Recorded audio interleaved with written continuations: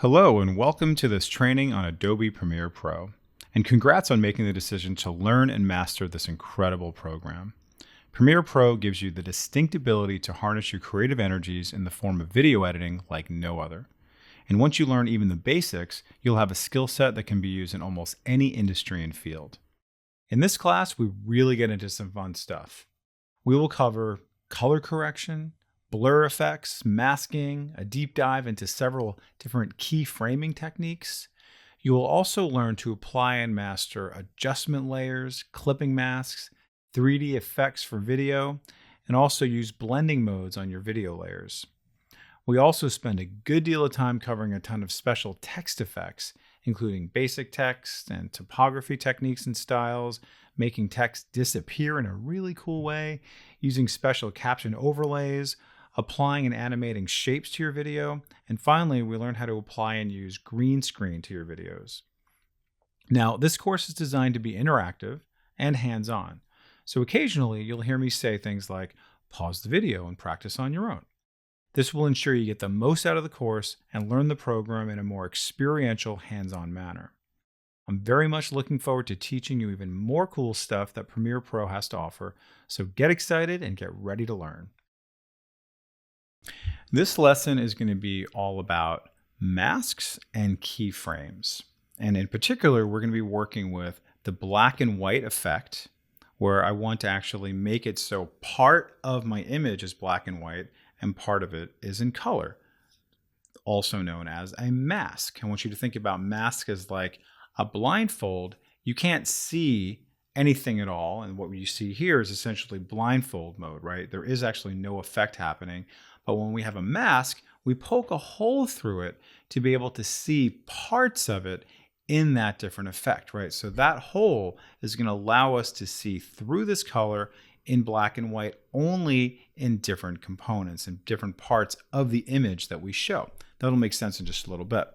Where the keyframing aspect of it is going to be where it's going to start off as one size, meaning the mask, and then it's going to get bigger, right, as we keyframe throughout. And earlier we talked about keyframing and we defined it as one thing changing to another, right? And then we have another keyframe that goes into another. In this case, it's going to be one size changing into another size.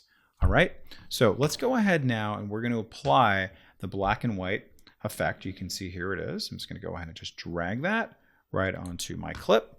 And you're going to see that I now have a new black and white effect right there. And not a whole lot happens. But what we do have is this little circle here and this little square. This is going to be our masks. Okay, so notice how it says create ellipse mask. And notice what happens as soon as I click on that.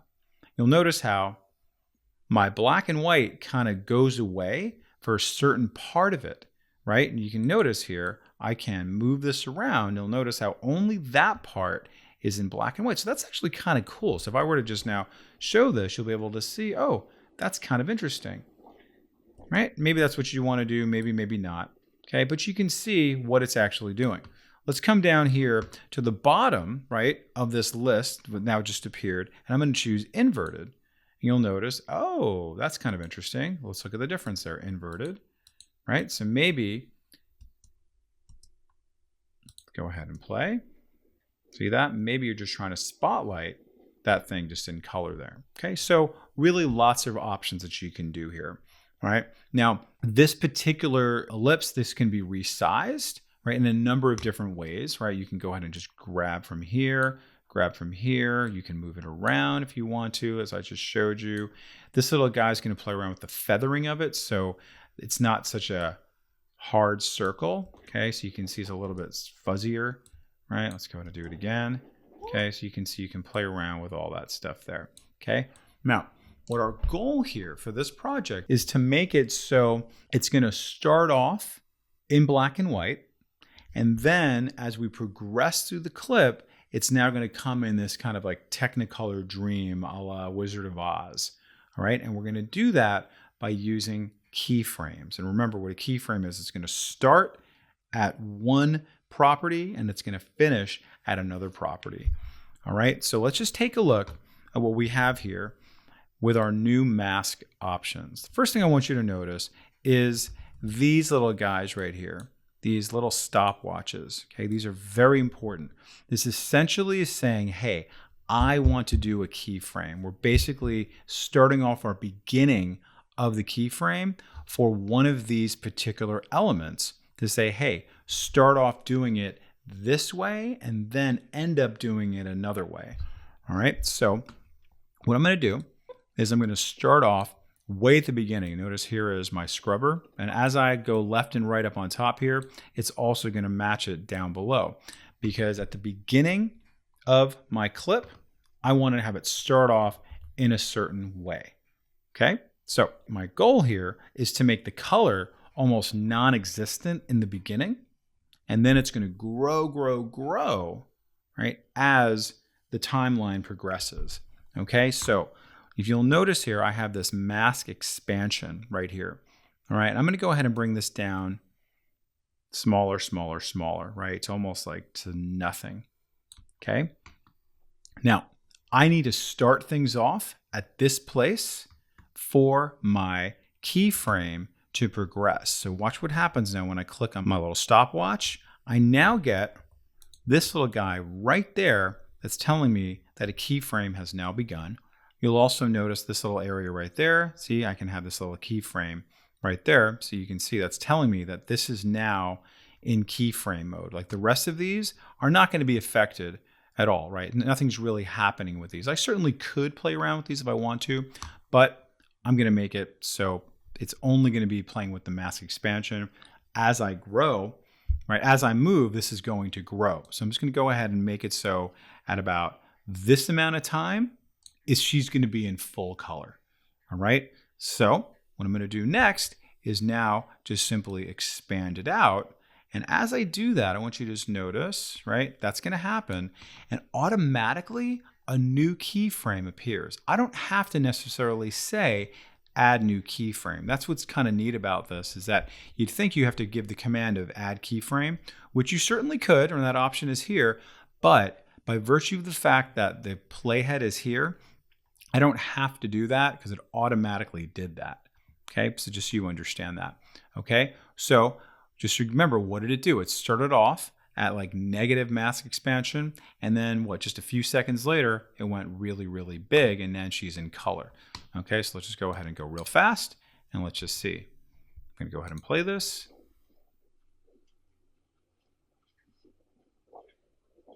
Very cool. All right, but let's just go ahead and perfect that a little bit more. I'm gonna go ahead and just bring this back to the first keyframe, and notice how I can click on these guys to be able to do that. Okay, so what I'm gonna do now, just have a little bit more kind of nuance, and I'm just gonna go ahead and just resize this. So maybe it's gonna be maybe a little bit more of a wider circle. Maybe center it a little bit. And then when this grows, you're gonna see kind of what's gonna happen now. Okay, so it's just gonna kind of explode right from the center there. Okay, and if you wanted to actually make it so it's going to be happening a little bit later, or i.e. taking a little bit longer, you can click on this individual keyframe. You can see that there, and then just drag that out. So then maybe it's going to take a little bit longer. Okay, so let's just watch that now. You can see there's the shape of it. You can see how it's taking a little bit longer. Okay. All right, let's now just play around a little bit more. Let's come over to here, and let's now play around with the mask feather. So I'm just going to go over to here. I'm just going to add that, and I'm going to increase the feather. Okay, and then notice how I have a new keyframe. And then I'm going to go to the next keyframe. So you notice it bounces right to it. I'm going to make that even more fuzzy. And let's just see what that does. Nice. He's a little more subtle now. Do you really know what's going on? Okay, cool. Nice. Okay, so you can see how you can play around with a variety of different effects within the same element. okay, just by tinkering with the different parts of the keyframing and all the different parts of the individual elements within it, but on the timeline to make it come in very slowly and gradually, okay? So you're going to want to practice this, right? And you can do this with a variety of different effects. Black and white is a nice, easy one to do, but really understand, what a mask does, right? Because it does either reveal it or conceal it, okay? But also working with the keyframe to make it so things are going to gradually move or grow as a result of where the keyframe started and where it's going to end up, okay? So that's really kind of like the basic tenets of working with a lot of the stuff within Premiere is understanding masking and also understanding keyframes. All right, so pause the video, practice it, and we'll see you in the next lesson. One of the effects that you're going to be using most often is going to be around color to basically do some post-production work on your video that maybe some of the colors didn't come out the way you wanted to because the lighting wasn't so great, your camera's not that great, whatever it was, right? So within Premiere, you have some really nice features that you can use. Now, we've already worked with our levels, our contrast, our auto contrast to be able to do some fixes to these. But let's now go to more specific color options within our effects to allow for some nice specific changes. So I'm just going to type out LUM, and you're going to see as I get into here, you're going to see there's a lot of these Lumetri presets. Now I'm going to scroll down here and I'm going to bring up Lumetri color down here. Okay, so I'm just going to go ahead and just drag that into my timeline, and you're going to see that I have this Lumetri color option right there. And we've already seen some of these, like basic correction, creative curves, etc. Now let's just go ahead and just go a little bit deeper into these. Okay, now this is going to be more specific around color. And you're going to see that these little changes are going to really go a long way. And this is, I usually just recommend to people, this is going to be more or less the first thing you do with your video to really kind of get the most out of what's showing, to be able to bring out of what you really want to be shown, essentially. Okay, so let's start off with working with our highlights and shadows and our blacks and whites. Okay, so I'm just going to go ahead and play around with my shadows for right now. And let's just see the difference here when I bring this down a little bit. You see how it becomes a little bit more rich, right? A little more contrasty, right? So it's only affecting my shadows there. So let's go ahead and bring that back to the original, and you'll see the difference there. So let's just go and bring that down. Okay, and then in this same vein, I'm going to go ahead and do the same thing with the blacks. With the blacks, it's going to be, it just finds like the darkest parts, and you're going to see I can then isolate those so they're going to be a little bit even darker, but only affects those darkest parts there. So again, you can see the difference, right? And that kind of contrast makes all the other colors really stand out. Let's go ahead and go to the highlights. And you're going to see only the highlights now get affected. So then you can see some of the brighter colors then now come into focus more than they were before.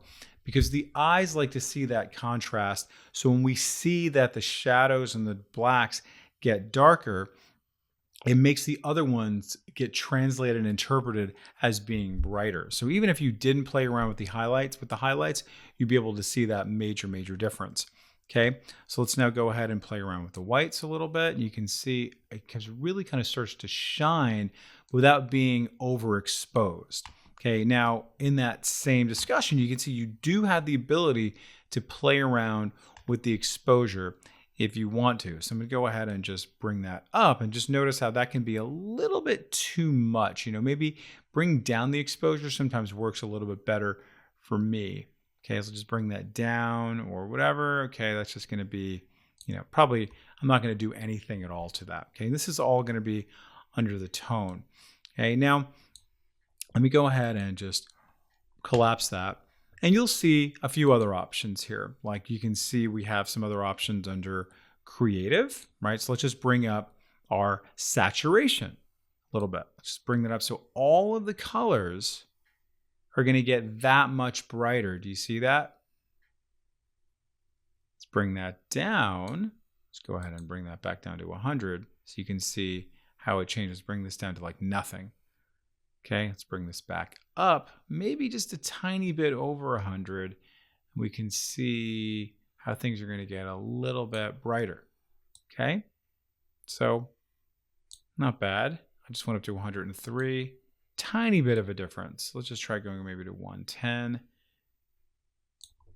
Okay, and it's not too garish, not too much in your face. Now, vibrance works really well, especially when you have people in your image, because people's skin tends to get a little bit too orange if you work with saturation. So vibrance is actually a really nice one, but let's just see the difference between saturation and vibrance. We can see it's going to be a little bit more subtle, right? Let's just see the before and after. You can't really see too much of a difference there, but when you have people, and then you'll be able to see. But you'll notice here, there are certain things that are getting affected by it. So again, kind of a spice to taste type of situation here. Okay, sharpen. That really brings out your image. Notice how the edges get a little bit sharper. Notice I can make that blurrier, but there's another tool for that. And that really, really does make a difference. Okay, so again, this is something you really want to start your color correction with, is working with this particular one. So you can see a lot of good stuff here just working with our Lumetri color. Okay, so the curves, we played around with that earlier, so we can skip that. Our vignette, I think we did a little bit of that as well, but we can see how we can play around with that a little bit. So let's just go ahead and bring this up. Okay, or if you go less, that makes it darker. Okay, let's go ahead and bring that. So that kind of brings in your eyes into those colors when you have a nice little vignette there.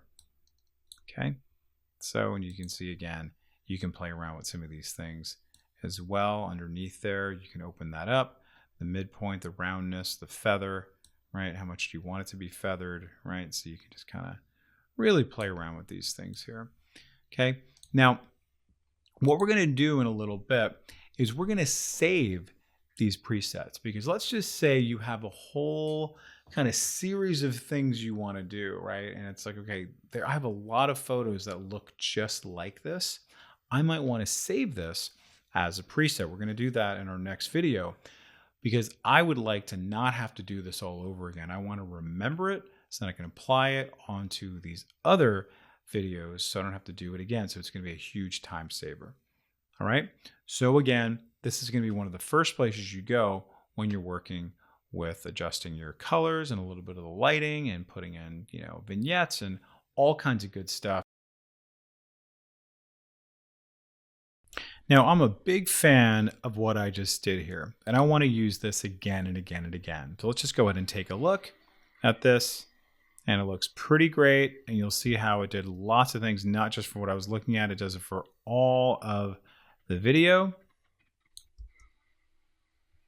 including all my ocean, everything like that. So I want to use that again and again and again. So I love that effect, because I'm going to have all kinds of other images that are going to be just like this. So I'm going to save this as a preset. So therefore, I don't have to do all that work all over again. Okay, so you'll notice that way at the top of my effects, I have something called presets. So that is where the effect that I just created is now going to be saved when I save it, so I can reuse that over and over and over again, right? So a lot of the things that we've done already, including, the black and white, and some of the other things we did with the monochrome and a few other ones, right? You can save these as presets so you can then apply them very quickly and easily without having to remember what you did, right? So how do we do that? Very simply. I'm going to go ahead and see my Lumetri color. There it is. And then just simply right click. I'm going to say save preset. Okay, and I'm just going to say color correction with vignette. Okay, and you can put a little description there if you want to.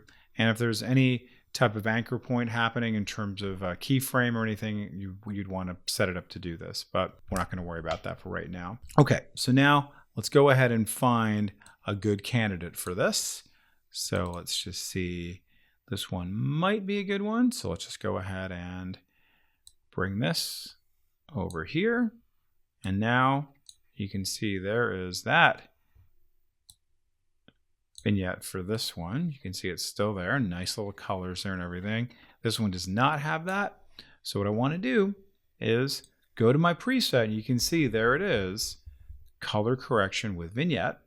And very simply, I drag that on top of it, and bam, look at that. Brought up some nice color, brought in my vignette. It was very quick, very easy to apply that. I don't have to worry about it. And what's so cool about this is that if it's not perfect, I can go over to here to my effect controls, and I will see that I still have this Lumetri color, and I have the ability to then start playing around with all these things a little bit more if I want to. So I can just see what's going on with some of these guys here. Okay, great. Oh, that one actually could use a little bit more color, whatever you want to do here, so you can start playing around with these a little bit more if you like. So let's just go ahead and give that a shot. So I'm just going to go over here to my basic correction, and let's just maybe bring up my shadows a little bit, and you can see how that is making the changes right there. Okay, let's start playing around maybe with sharpening it a bit more.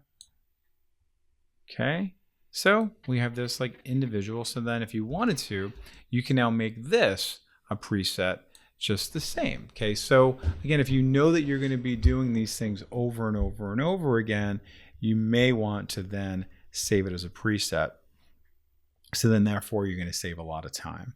All right, so that's pretty much this lesson. Just know that you can do that very, very easily. Know where they're going to end up. Know that you can apply it very easily, and then know that you can then make edits to that after it's been applied. No problem at all. It's not necessarily linked up to this one.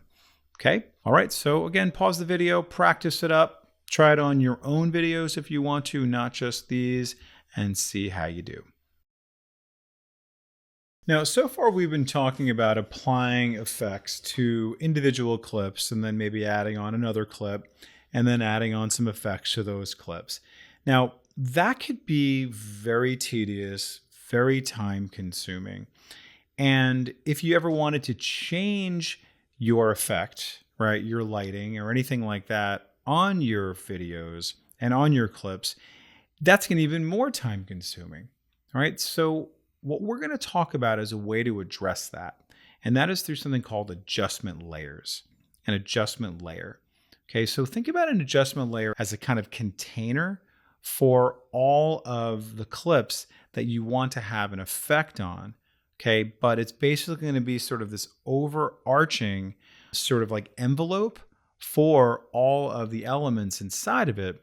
And basically that envelope takes the effect and it puts it on top of all of those things within the envelope. All right, so this again is called an adjustment layer. So let's see this in action. All right, so you can see I have all of these clips here. Okay, and let's just say, for example, I want them to all be black and white. Right? I don't want to have to do 1, 2, 3, 4, 5 different clips. And for some of you, this is going to be 500 things. We don't necessarily want to have to go through that. So let's see what we can do now to make it very efficient. So how do we create an adjustment layer? So let's just, first of all, I'm going to just be very handy here. I'm going to go over here to my adjustment layers and notice how it's empty. I'm going to create a new adjustment layer. By itself, an adjustment layer is really nothing. All it is just an empty envelope, right? So I'm going to go ahead and go over to this little new item, and you're going to see here is an option for adjustment layer. I click on that, and then it just pretty much asks me just, okay, what's the size of it? What's going to be your frames per second? That's great.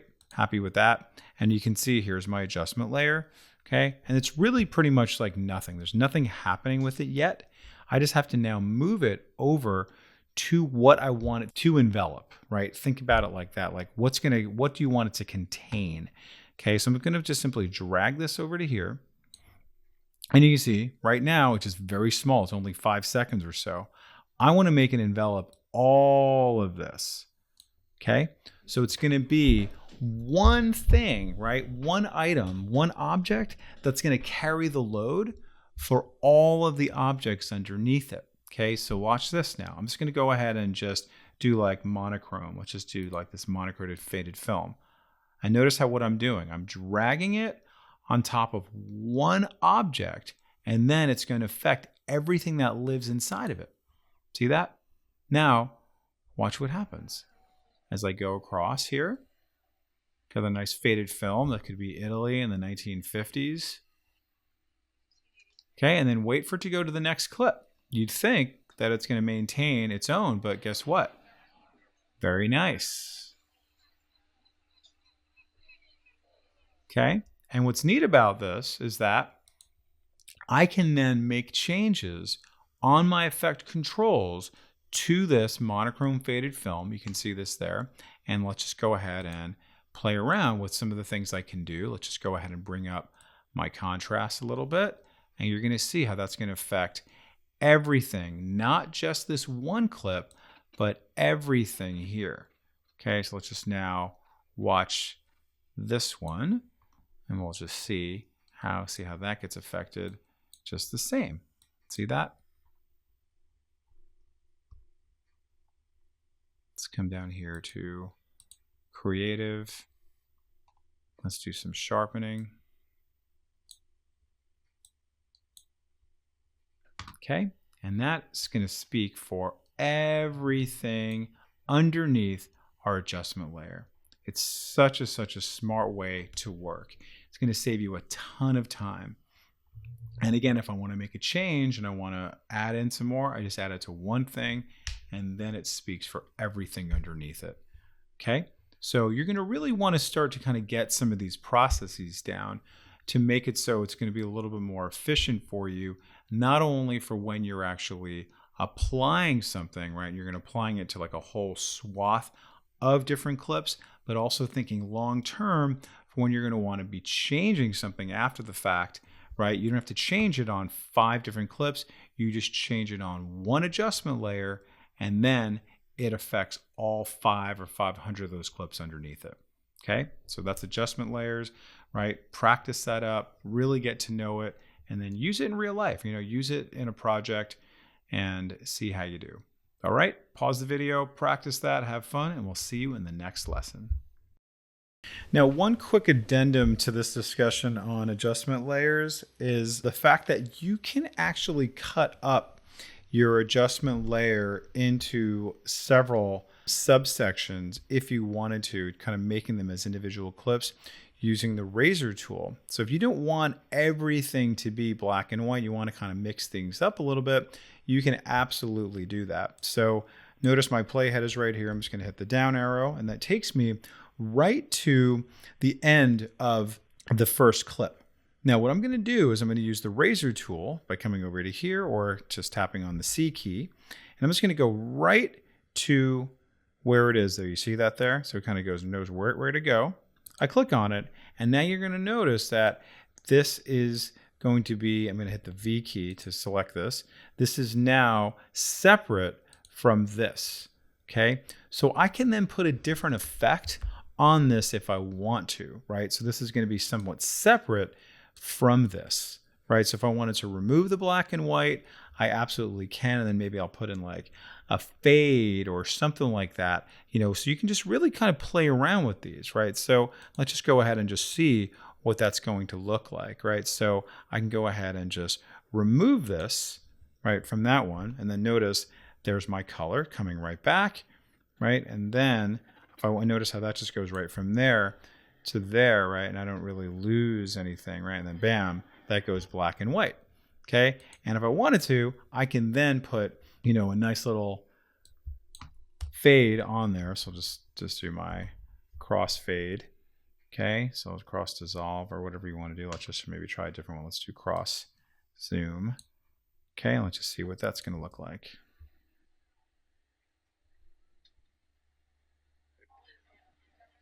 Okay, so kind of an interesting one. All right, let's just maybe zoom in a little bit. And let's get into our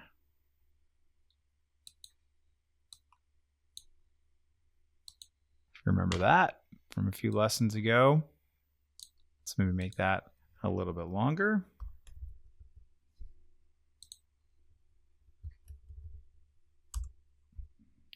All right, and let's just watch that go.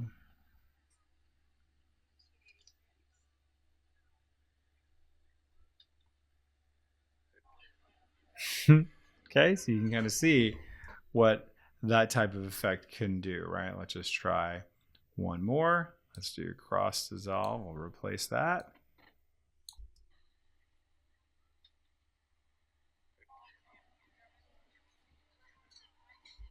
Okay, so then you just kind of play around with it however you like. All right, so I just wanted to kind of put that out there to show you how you can have these to be separate. All right, in a little bit, we'll just do a couple of more effects, right? I'm going to show you maybe how you want to do maybe a 3D effect on some of your images and kind of just be a little more creative with things. But just wanted to kind of throw that out there for the adjustment layer kind of next part, just so you can see kind of different things you can do. All right, so pause it up, practice it up, and we'll see you soon.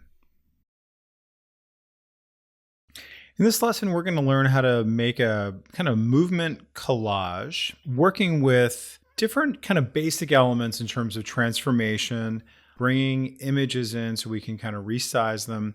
But we're going to use some keyframing for movement as well. All right, so let's just kind of back up to kind of get over some basics if we haven't gotten some review on this. So let me just kind of get this nice and big for you so you can see kind of partially what we're going to work with. So you can see here is 3 very short clips. Okay, there they are. Okay, and we're going to bring in a 4th winner. So I just did these 3 just in the interest of time, and then I'm going to bring in this 4th one just so you can see the process of how we're doing this. And then ultimately what our goal is, we're going to actually kind of have them move in. All right, so let me go ahead and get out of this. And let me just kind of give you a little bit of kind of deconstruction of what we have here. We have 3 individual images, right? One is here, one is here, one is here, right? As different video clips, right? All coming in 1, 2, 3. And I position them somewhere on the canvas, right? So they're going to play independent of each other, right? So it is kind of like a picture-in-picture type of situation, right? So if you want to have a picture right in the middle of it, you can absolutely do that. So we're going to learn how we can bring in another video clip and then also resize it if you haven't done that before. And then what we're going to do is we're going to actually put on some movement onto these as well. Okay, so I'm just going to go ahead and bring in this vineyard clip. I'm going to drag this up and out just like that. And you're going to see it's going to come in pretty big just like that, right? It's kind of covering the whole thing. So what I'm going to do is very easily transform that to make it the size that I want. Okay, so there are some transformation options within the effect controls, and there is definitely a transform effect itself that you can add on to this, right? You can change the scaling, you can do all kinds of different things, but the easiest way that I find is to simply double click on it. Now you want to make sure that the arrow here is active, right? Your selection tool, because that way, when you double click on it, you're going to be able to see it gets highlighted, and you have the ability to then just transform it and scale it like you would in any other program if you've done that before in Photoshop or even Word or PowerPoint. So I'm just going to go ahead and grab it from the corners and then just try to kind of fit it in like so, right? And this is actually be nice where guides might come in for you as well. So remember how we talked about that earlier on. And then of course, if you want to zoom in, you can see that as well. Okay, now if I double click it, and if I want to kind of nudge it, if you hit the arrow keys, it doesn't do what you think it's going to do, right? Notice the arrow keys on your keyboard, right? Just kind of go to and from like, the end of the clip, right? So, but if you hold down the shift and the control key, or if you're on the Mac, it's going to be shift and the command key, you can see then you can actually do a little bit of nudging. So that's kind of a nice thing to know about, okay? Because sometimes you do want to nudge these things just a little bit. Okay, so I'm going to go ahead and hit the tilde key, bring this up a little bit. Now I can see that nice and big. And then let's watch it. I got a nice little montage collage.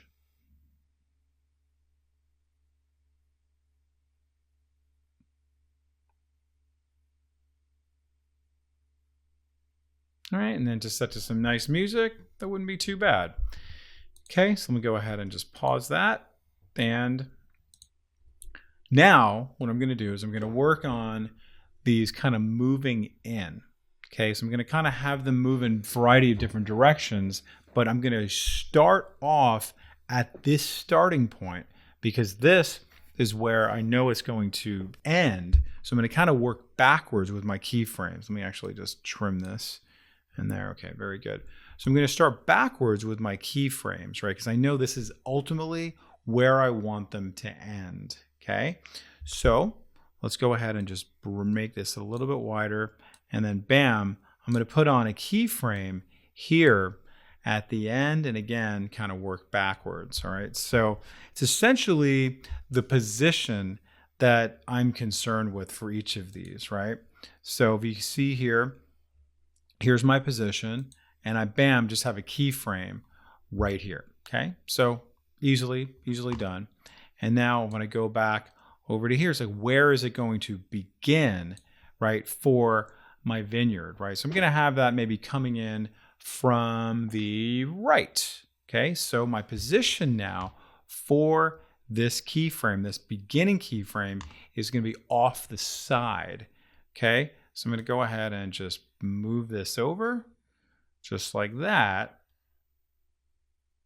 Okay, so then you're going to see I'm going to have this movement happening just like that. Okay, so it's going to come straight in.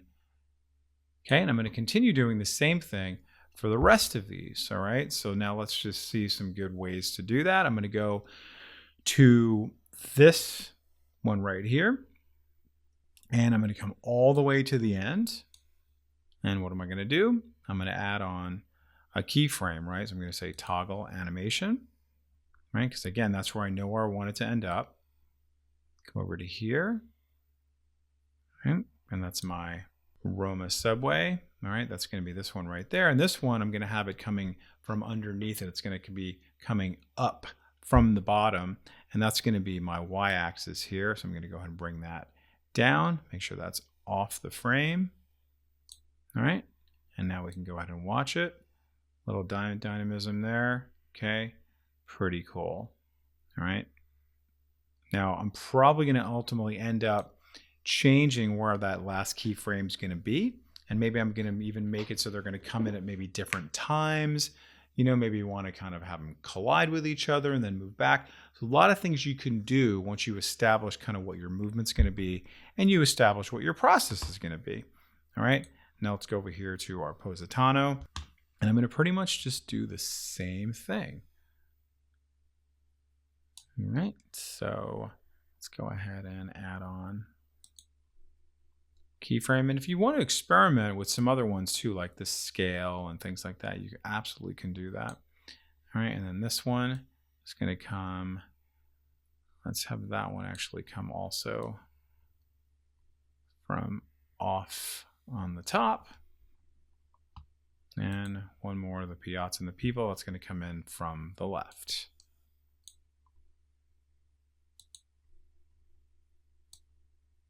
So now going back to the beginning, and then I'm going to be working with my x-axis.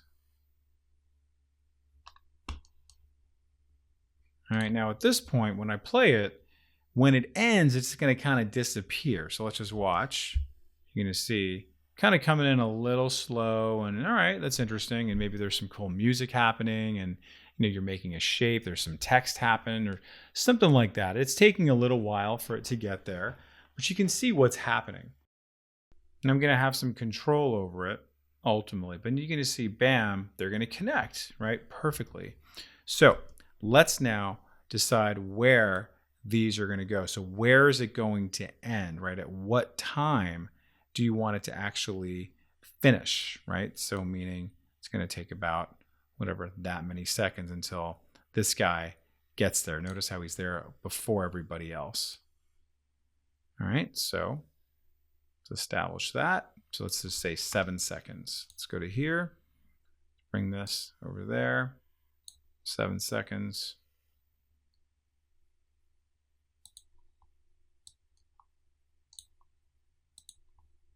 And then maybe just for fun, I'll have this one come in a little sooner. Okay, maybe we'll do the same thing for this one. A little bit of visual interest, a little bit of dynamism. Okay, some Italian music's coming in. Everybody come to Italy. Amazing, fantastic, great. And then bam, here we are. Okay, so you can do this in a variety of different ways, right? I'm just showing you one very simple example of movement, from the position, but it's really about you really understanding how keyframes can work in this complex level. And you'll see how I actually started with the end, and that's the kind of thing you can think about kind of creatively, right? So it might be something around color, it could be something around movement. We're going to talk about 3D in a little bit, right? It can be done with so many different things that where do you want to begin? Where do you want to end? And in this case, it was just about our X and Y values. But again, it could be about color, it could be about black and white, it could be a vignette, right? It could be so many different things. You're going to want to experiment with it, okay? So, and later on, we'll talk about text. Maybe text, you want to have that come up on the screen. Maybe just basic shapes. You want to have that move across the screen. It's all about keyframes to be able to do that, to be able to accomplish that. All right, very good. So practice that, create something. If you like something like this or something different, love to hear from you in the comments, what you've created, and we'll see you in the next lesson. All right, and welcome back. We're going to continue on with this project here, and we're going to do something a little bit, a little more whimsical. All right, we're going to learn about the 3D effect. Okay, and the 3D basically allows you to have some kind of texture and dimension and perspective to something that's otherwise flat. And in this case, we're going to make it so there's going to be some movement around that particular video. So it's going to come in, it's going to be almost sort of like flipping in the air. And this is just to give you one little example of the process so you can see how it's done. And then you'll be able to apply that to text and shapes and possibly other images. Now, you may not always want it to move, but I am going to show you all the different process around making it 3D, right? Which maybe that's all you really want to do. But I'm also going to show you how we can make it move using 3D with keyframes, moving from one part to the next. All right, so we are going to use, let's just go to this guy right here, which is going to be our Amalfi Positano. And I'm going to apply a 3D effect to this. All right, so how do I do that? I'm going to go over here to my effects, and all I did was type in 3D, and then notice here is this basic 3D. So very simply, just I'm going to drag this on there. And then, of course, I now have this basic 3D effect that shows up in my effect controls. Now, I have to ask myself, well, how do I want it to end up? Just like I did with my position, I know I want it to end up at the 7-second mark looking normal like the rest of these. But when it starts off, it's going to be kind of flipping. It's going to be a little bit askew. All right, so I'm going to go ahead and hit this guy here. So it's going to lock right in to that particular time. All right, now I know that I want this particular time, I want my 3D to be non-skewed at that point. So now that my playhead is here, I'm going to go over here to my basic 3D and just basically tell it, hey, you know what? This is going to be a keyframe at some point, and then maybe it's even going to be a tilt at some point. I'm not exactly sure what I'm going to do at this point, so I'm going to put a keyframe on both of these properties. Okay, good enough for right now. All right, now, in order to actually see what it's going to look like, right, I might want to actually not go all the way back over here, because if it's at second 0, I can't see the actual effect. So just for the purposes of me being able to see the effect, I'm just now going to keep it here, maybe about the 5 or 6 second mark, and then ultimately drag over my keyframe so it starts off with that effect. Okay, so my goal is to make this kind of flip a little bit. So let's just see what swivel does, right? You can see that's going to allow me to do this kind of like swivel effect. Oh, left and right, left and right. Oh, that's kind of interesting. So you can see what 3D does. I'm going to go ahead and undo that. I can go ahead and remove that. I don't want that. Let's just see what tilt does. you can see, oh, okay, that's kind of interesting. So it's coming in from the top. So I may want to actually have that kind of look like it's like really flying from outer space, kind of like Superman 2, if you remember that. Okay, so when they're kind of flying through space. Okay, so I'm going to go ahead and just make that exactly-ish, just about that. All right, so it's going to kind of flip 2 times by the time it gets there. And you'll notice that it has a new keyframe automatically, right? Just added that on there, right? Which is pretty neat. Okay, again, I don't have to do anything. But now I need to move this to the beginning, right? So I'm going to simply just click and drag that. You got a little preview of what it's going to do. And now let's watch it.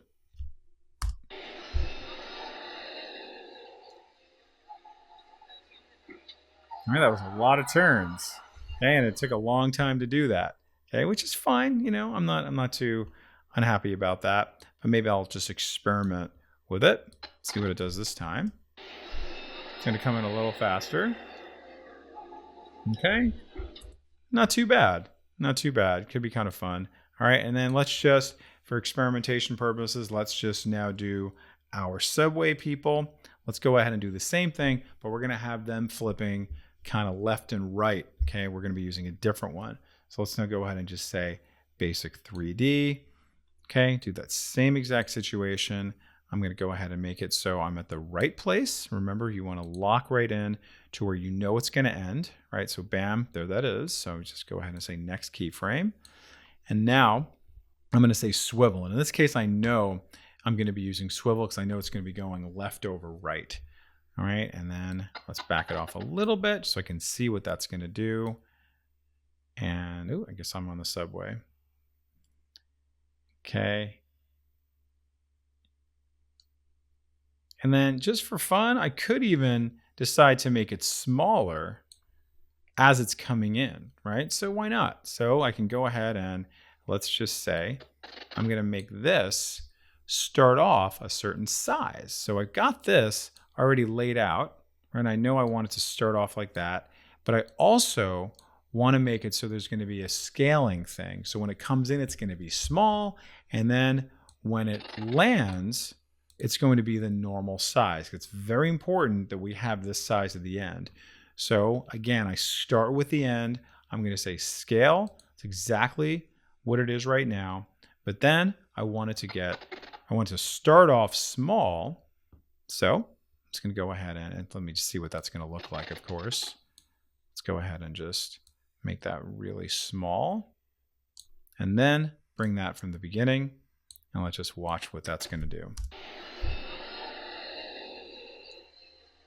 And it's going to grow, grow, grow, and just pop right into place. So, you really just want to kind of think about this is, just a kind of a weird example, maybe not the most elegant, but I want you to kind of see it on this grander scale, how you might have kind of a more of a elaborate type of thing that you can do with all these different elements, right? We have positioning happening, we have 3D happening, we have swivel, we have tilt for different ones. We started off one way and we ended up another way. And then I just decided, you know what? Let's do a little bit of scale. And maybe you want to play around with the rotation. You're just trying to get a little bit of a visual interest, okay? And again, if you're working with text, if you're working with another image on top of something, whatever it is to kind of just draw your user in, you can do that with this movement, with 3D, with size, with all kinds of different things. All right. And of course, we talked about color and black and white and masking, right? So there's so many things you can do creatively and uniquely with a lot of these tools, right? Now that you have the skills under your belt. Okay. So practice that up and we'll see you in the next lesson. Welcome back, everybody. We are going to switch up gears a little bit and start working with our blur effects. So we've been looking at a number of different effects so far, and we know how to actually search for our effects so we can find them. And in this case, we're going to be working with what's called the Gaussian blur. So we're going to put a blur effect on the outside of our video. So it kind of has this nice ethereal sort of glow around it, but it kind of draws your eyes in closer into the subjects, into the center of the subjects. So we've done a vignette before, and you can see a vignette is very similar, but it's going to be with kind of an ethereal black and white. With this, it's going to be an ethereal blur around the outside. Okay, so we are going to first of all bring in some video into our timeline. I'm just going to use these horses here, and you can see there they are. Okay, and they just cannot wait to be blurred. All right, so let's go ahead now and search for blur inside of our effects. And you see there's lots and lots and lots of different types of blur effects. We're going to work with the Gaussian blur, probably the most commonly used blur effect. So very simply, I'm just going to just drag that right on top of the timeline. And as you can expect, you're going to see here is, in fact, a Gaussian blur effect. Okay, and as you can expect, there is also these masks here. Okay, and you can also see there is the blurriness of the blur. Okay, and also a few other dimensions and everything like that, right? So we've seen this pattern so far with all of our other effects that we bring in the effect, and we have the ability to change it to whatever properties it is, but we also have the ability to add on a mask, okay? And then also we have the ability to do keyframes around it. So maybe that's a keyframe, you want to kind of bring it into focus, right? So there's lots you can do with this, right? To kind of just really sort of draw the user's attention in and have some visual interest, okay? So now I'm working with this, but instead of drawing out either the ellipse mask or just using a regular rectangle, the 4-point polygon, I'm going to show you how you can use the free draw. Okay, so very simply, right, I have my layer selected. I'm just going to go ahead and click 4 corners, 2, 3, 4, and then finish it up. Okay, and then this is now complete. And now let's go ahead and let's go ahead now and increase the blurriness. All right, and notice what happens as I do that. Okay, so the outside gets blurry, but maybe it's the opposite of what you want. Okay, I can do that, right? See? Now, if I play this, you can see I have this nice blurry square all around the inside. Okay, not exactly what I want, but it's a start. Okay, so you can see all my options here. Now, what can I do now as a result to make this kind of do a little bit more of what I want to do? I want to make it a little softer. So the first thing I'm going to do is play around with the feather. Okay, so I can just go ahead and bring that out like that. You'll notice how we get these little dashes in there. Okay, you'll also notice how this little kind of pin on the left-hand side is also expanding out. And I showed you earlier how you can also do it this way as well if you like. Okay, so that's pretty good. So you can see I have my blurriness at about 117. I can of course just type into that and just make that 120, nice even number. And then there's my feather, inside, outside, but let's go ahead and just check it out. Let's just see. All right, pretty good. Subtle, I like it. All right, and then let's do a couple more things here. Let's decide, I don't actually want this like hard cornered square. What I'm going to do now is play around with these guys here, because notice I can actually click on these corners, right? So I can actually move it around, right? Notice how I can kind of get this little, what's called a Bezier handle, right? I can kind of move this around as well, right? See that? And I can go ahead and just bring it all the way in if I want to. But now if I want it to be round, you'll notice how the Bezier handle just happened to appear here, right? I'm actually going to do it using a keyboard shortcut, okay, using my Alt key or Option key on the keyboard. And you'll notice how I can now make this rounder, right? Holding down the Alt or Option key, and then I can go ahead and just make it more round, more subtle, okay? So it's not just so kind of a harsh thing there. I can very easily do that. Okay, now when I come back over here, I can now move this, and then I'm always going to get these little Bezier handles.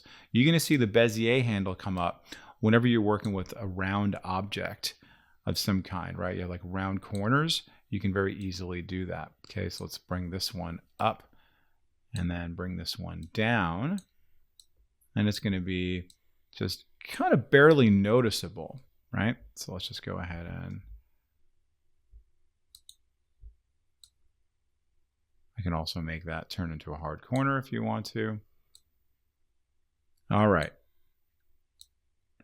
Fix that in there. Bring that in. And let's take a look. Okay, so now you can see it's a little bit more subtle. Okay, it's there, but it's not there. And then maybe I'm going to make this mask a little bit more kind of flush out.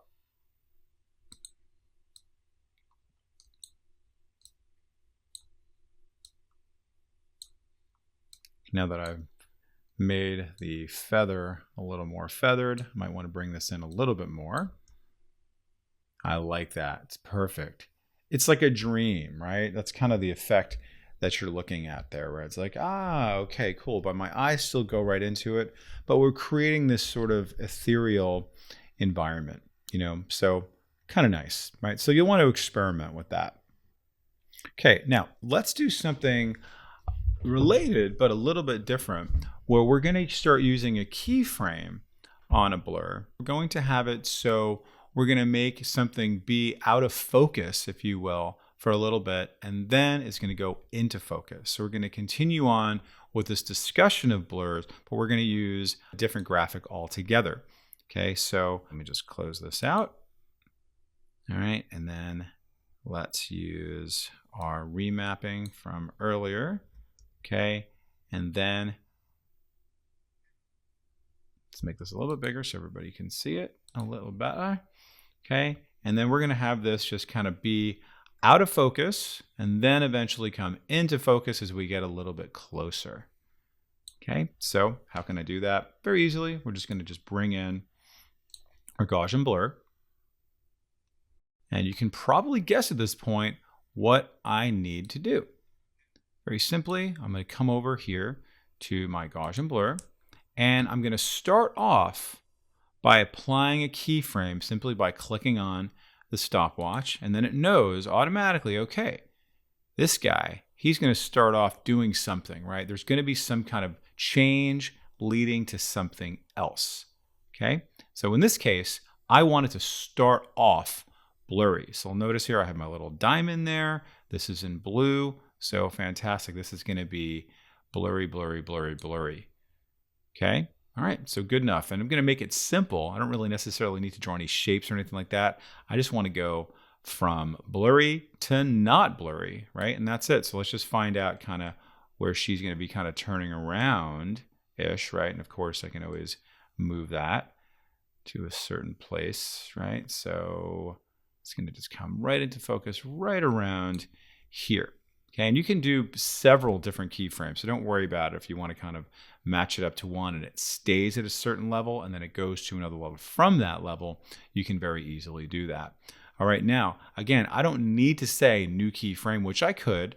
All I need to do is just make a change and the keyframe then automatically gets created. Okay, so in this case, I'm just going to go ahead and just say no blur. All right, and let's just see. So she comes into focus right around there, doesn't she? So it's like, okay, you know what? That should be moved to here. Okay, so that shouldn't take very long for it to just get into focus. So let's just take a look at it now. So you can see keyframe 1, keyframe 2. Okay, starting off with 48, right, of blurriness, and then it's going to go to 0. So you're going to watch this go down.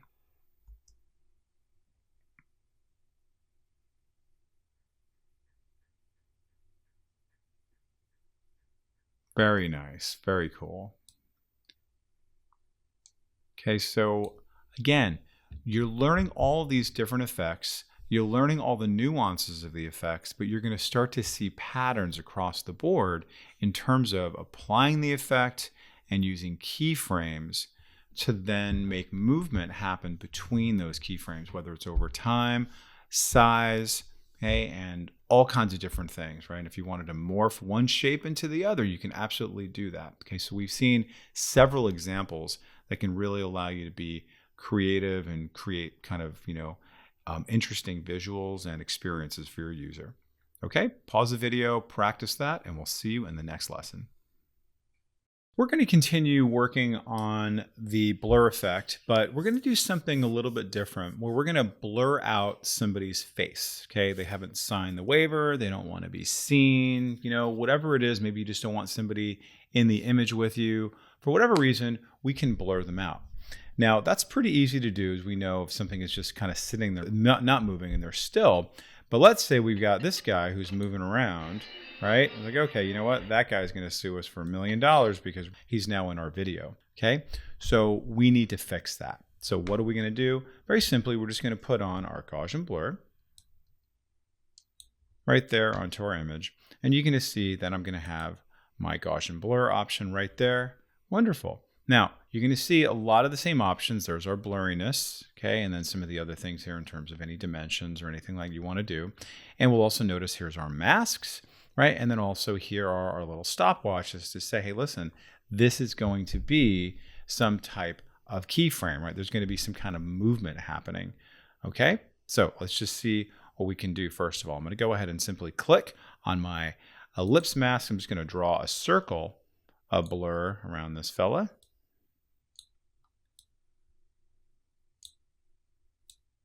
Doesn't have to be perfect as long as we're not seeing anything around him. Now, what you might want to do if you make it too big is just adjust the feathering a little bit, right? So it's a little more subtle, okay? But of course, you can adjust that as you go forward, okay?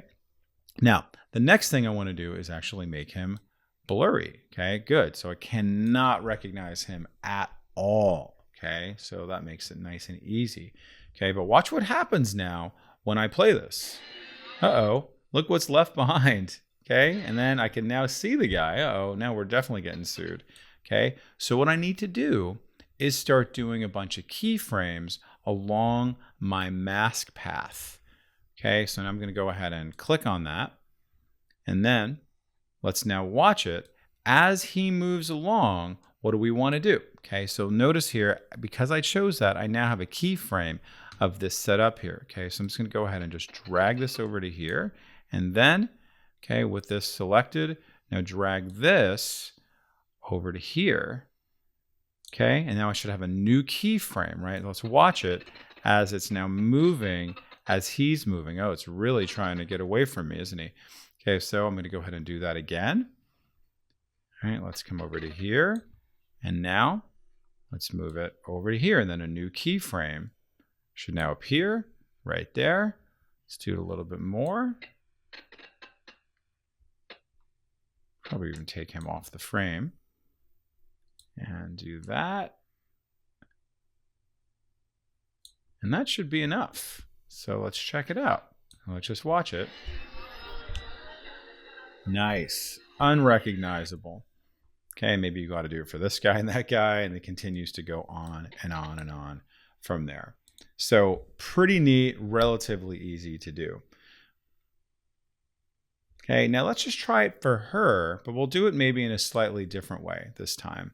This time I'm going to go ahead and draw out a mask for her, and this time we're going to use one of these automated tools to be able to do it. So let's go ahead and just draw one more mask. Okay, and I'm going to do it for her.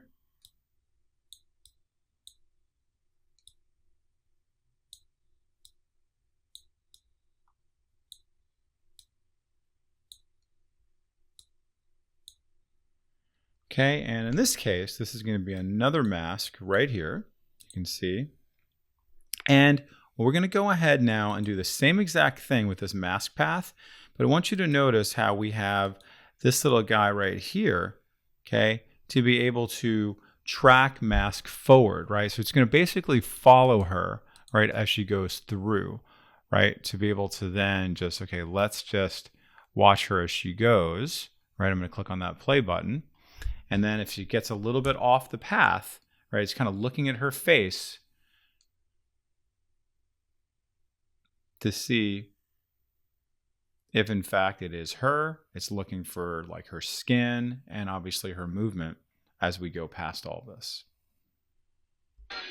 Okay, and that took a little while. So now let's just go ahead and back up, and I'll just notice what we did here, right? You can see it has like a zillion keyframes to follow her along here. So now let's just back up a bit.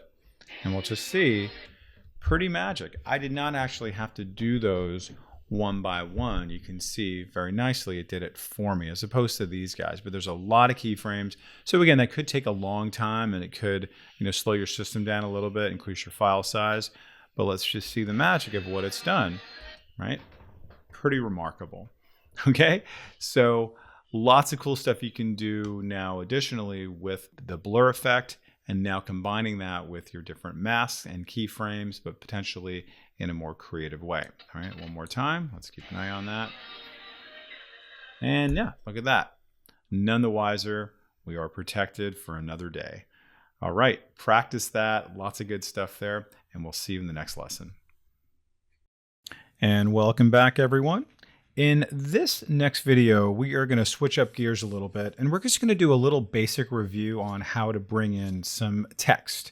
So we're going to go over how to bring in the text, how to move things on the timeline, how to do a little bit of background on the text, and then we're also going to go into some text modification in terms of formatting. So just a little bit of a primer to kind of get us going for the next few lessons. All right, so how do we do text? Super simple. We're going to go over to this area right here where we have the little T, and then when you click on that, you're going to see it's going to give me the option to actually draw out some text, and I just go ahead and type it out. Okay, and then I just go ahead and type whatever I want out. So I'm just going to go ahead and just delete that right now. So I'm just going to go back to my selection tool by hitting the V or hitting the selection tool and deleting that. Pretty simple to do our text, but what I want to do first is actually give it a place to kind of live as a title. So what I'm going to do is I'm going to create kind of a background. Okay, and this is a little review from what we've done in previous lessons. So in order to create a background, what I'm going to do is I'm going to come over to this area right there, and I'm just going to go ahead and click on that and choose color matte. So essentially that's allowing us to have a background as just sort of like a title page, if you will.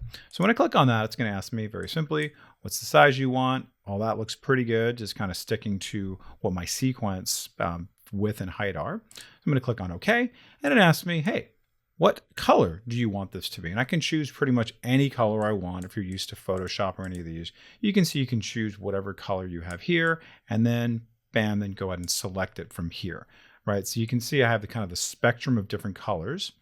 And then I can just choose my actual color that's derived from this spectrum of colors.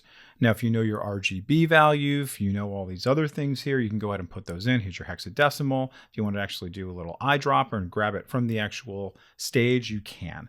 All right, but I'm just going to choose a very simple black and notice what those codes are for the color profile. And I'm just going to go ahead and click OK. And now I'm going to call this black BG, just like that. All right, and you'll notice that that now appears inside of my project panel right there. And what I'm going to do now is while holding down the controller command key, just drag that puppy in, and then notice how it just bounces over there or ripples forward for me.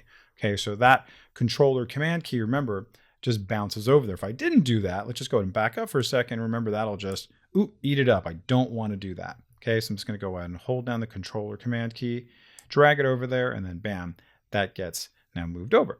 Now this is a pretty good amount for my text. You can see that's just black. Play it and then wait for it. It's gonna be about 5 seconds or so. And then bam, here comes the rest of my video. Okay, so you can see that's just gonna be a black background. And why did I do that? So I can put text right on top of that. All right, that's gonna be the first lesson that we're gonna do here. Okay, so how do we bring in the text?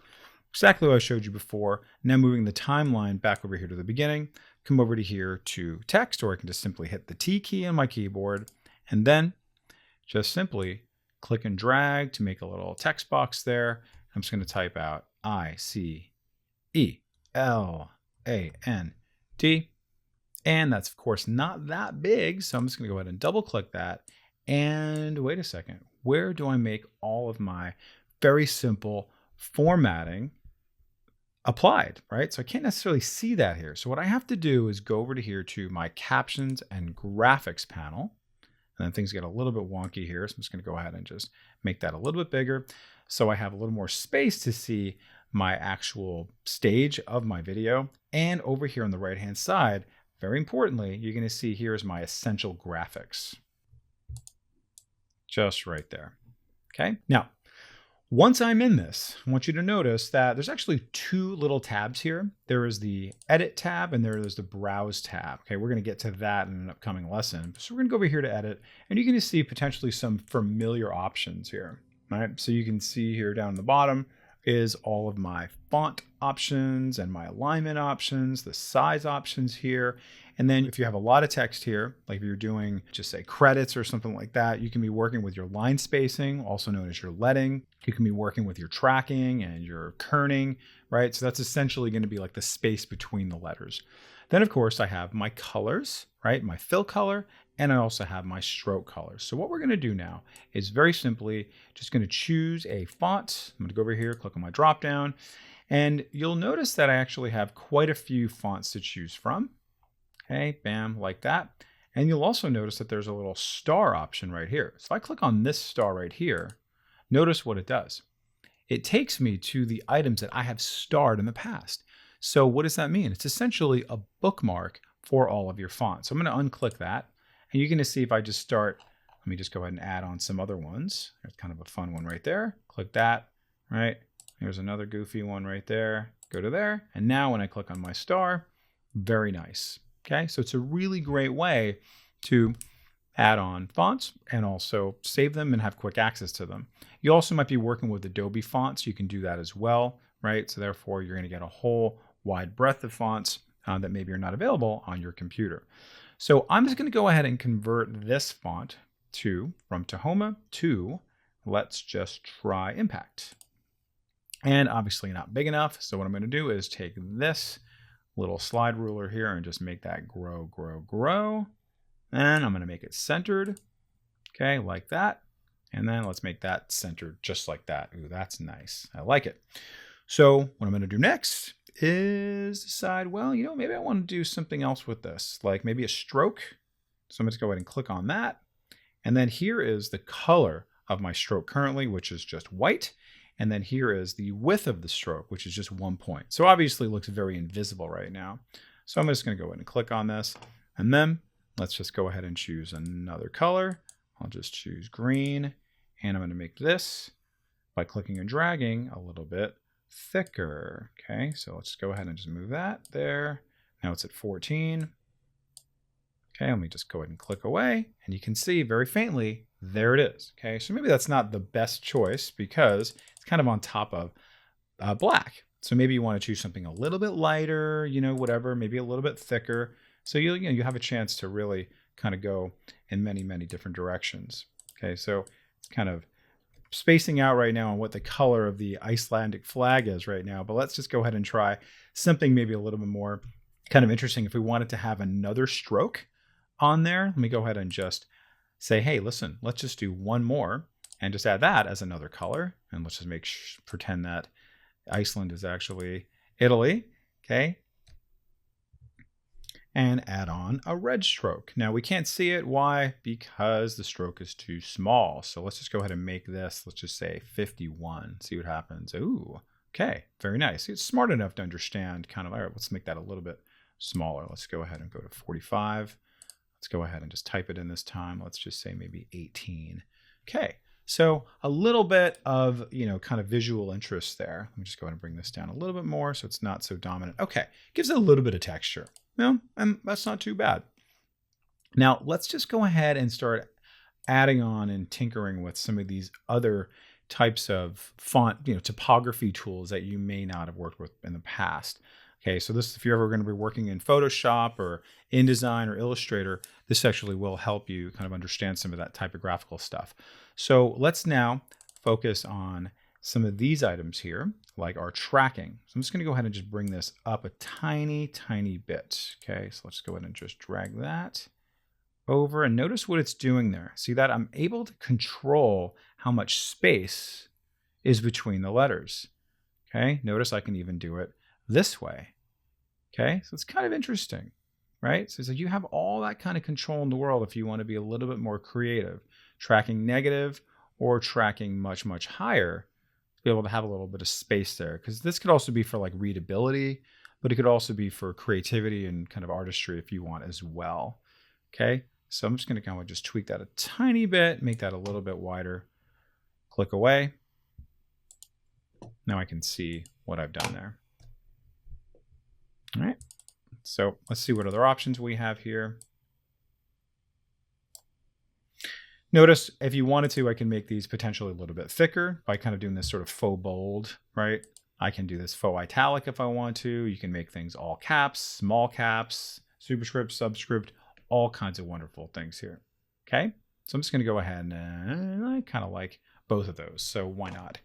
All right, so let's go back to our regular selection tool, and then let's take a look at this, and I think we're pretty much good. So I'm going to keep this for right now. I'm going to pause the video, have you practice this, and then in a little bit, I'm going to have you practice this. We're going to come back and we're going to be doing some kind of effects on this and making it kind of do some more interesting things. We're also going to set it to some sound and all kinds of great creative things here. So go ahead, pause the video, practice up, and we'll see you in the next lesson.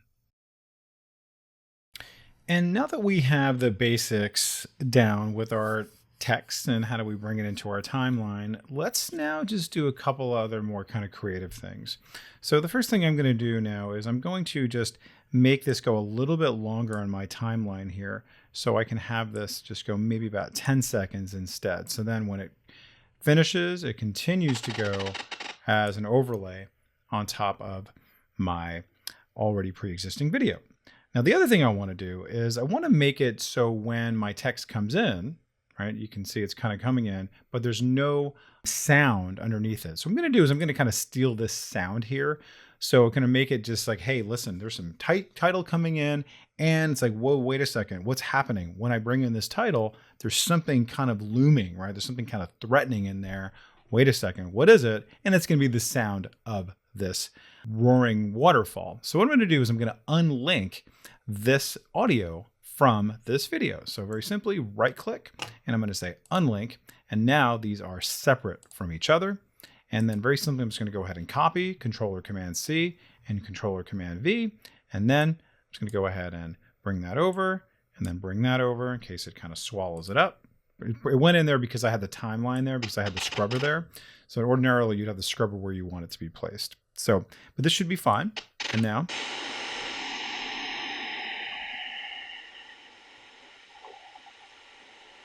yeah, and that continues on from there.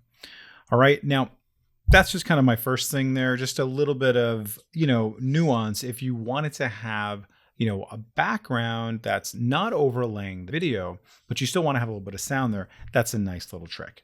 All right, so let's just come back here. And I'm going to continue working on this type. Now I'm just going to do, maybe one or two different kind of effects in here. Maybe we'll see where we get with that to kind of just add in a little more kind of visual interest for us. So what I'm going to do again is select this, and I'm going to go over to here to my effects. And what we're going to do for starters is I'm going to go ahead and just type out 3D over here in my effects. Okay, we've done a little bit of 3D already, but now we're going to do it with text. Now, I just want to kind of set your expectations that it's not going to be 3D like the way that maybe in After Effects can do 3D, but it's still going to be pretty cool nonetheless. So I am going to first split this because I only want this 3D effect happening like right there, at this little 5-second spot there. So I'm going to go back to my razor tool, or you can hit the C, and then bam, that is now going to be set between two things here, right? So I just have these two separate clips. And as a result, when I apply my basic 3D, it's only going to be on this particular clip, not on this one, because I have something else planned for that. So let's just go ahead and just drag this on top of it. And if you can recall from other videos that we've done, that when you put some effects on a clip, you're going to now notice that we now have these effect controls, right, available. And you're going to see I have a number of different effect controls available to me by default, like my position, my scale, my rotation, all this good stuff here. And then guess what's waiting there for me is this basic 3D. Now we need to do, again, a little review on keyframes, right, which we've already done a lot in this course, but let's just go ahead and just talk about it once again.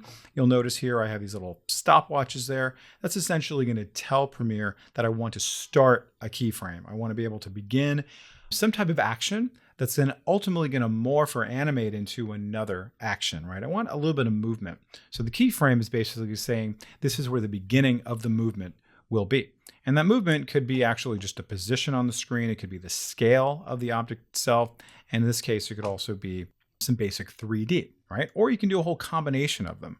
All right. So in order to do a keyframe, super simple. Make sure that your timeline, where you want it to be, is at the beginning of where you want it to start and where you want it to be, all right, on the particular object you want it to be on. right? So pretty straightforward. This is where I want my keyframe to start. So let's go ahead and just see kind of like what these things can actually do first. Okay, so let me just go ahead and just swivel this a little bit, right? That's a kind of, like, oh, it's kind of interesting when you're dealing with type, a little bit kind of more interesting than maybe an image, right? Because it's like not too much like cognitive overload. Let's now bring this back to 0. Let's just see what this does. Tilt. Kind of cool. Now this one's pretty neat. I'm just going to go ahead and bring this distance to image. Look at that. So you can kind of make it sort of fly off the screen. You see that? So it's coming at you. Iceland, and then okay, and there it goes, and it's just gone, right? Like, okay, where are you going with that, right? And then it maybe just disappears into something else. All right, so we're going to experiment with that a little bit for this video, and then we're going to pause the video and we're going to try it out with some other effects as well. Okay, so I'm going to go ahead and reset this back, and now we're back to where we started. So let's go ahead now and just do a keyframe, starting off here, okay, just right there at the beginning of my clip. And I'm just going to say, let's just do tilt for right now. And then my tilt is going to be at 0. And then eventually, once it gets to maybe around here, it's just going to kind of go up a little bit. Okay, and then it gets to the end, and it's going to go right back a little bit. Okay, maybe it's even going to kind of overdo it a little bit. So notice that as I change the parameters here, the keyframes then get applied automatically. So pretty cool. So let's just watch it in action.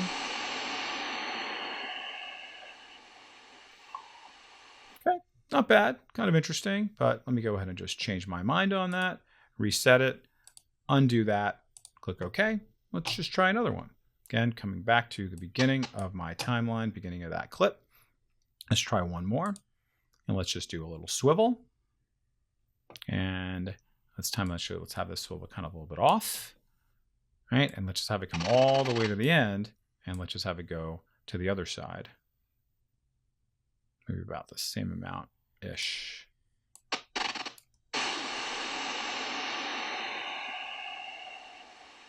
All right, and if I wanted to kind of do a little more, let me just go ahead and move this timeline over here, a little more activity. Okay, and then let's do another one. Bring it over to here. Okay, let's bring that back a little bit. Let's bring this back this way a little bit. And one more. Bring that back.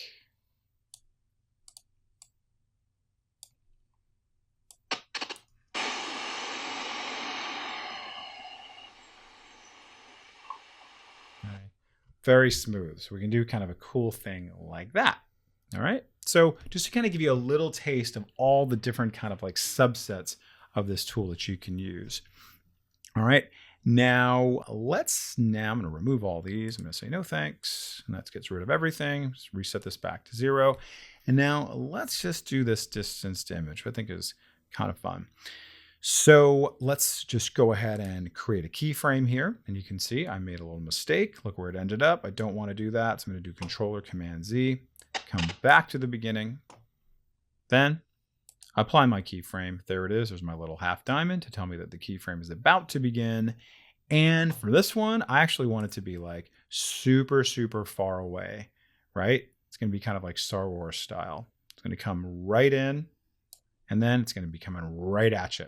Okay, so how long you want that to take is totally up to you. Okay, but right now we're just going to do 5 seconds and then bring this back down to, let's just say 0 for now. And let's just see what that's going to do.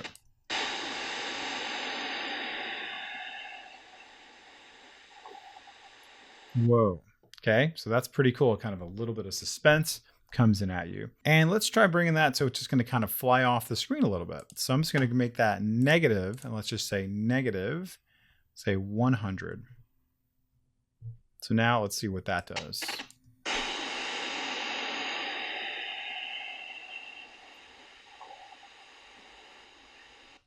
Okay, and then it comes right back to where we started from.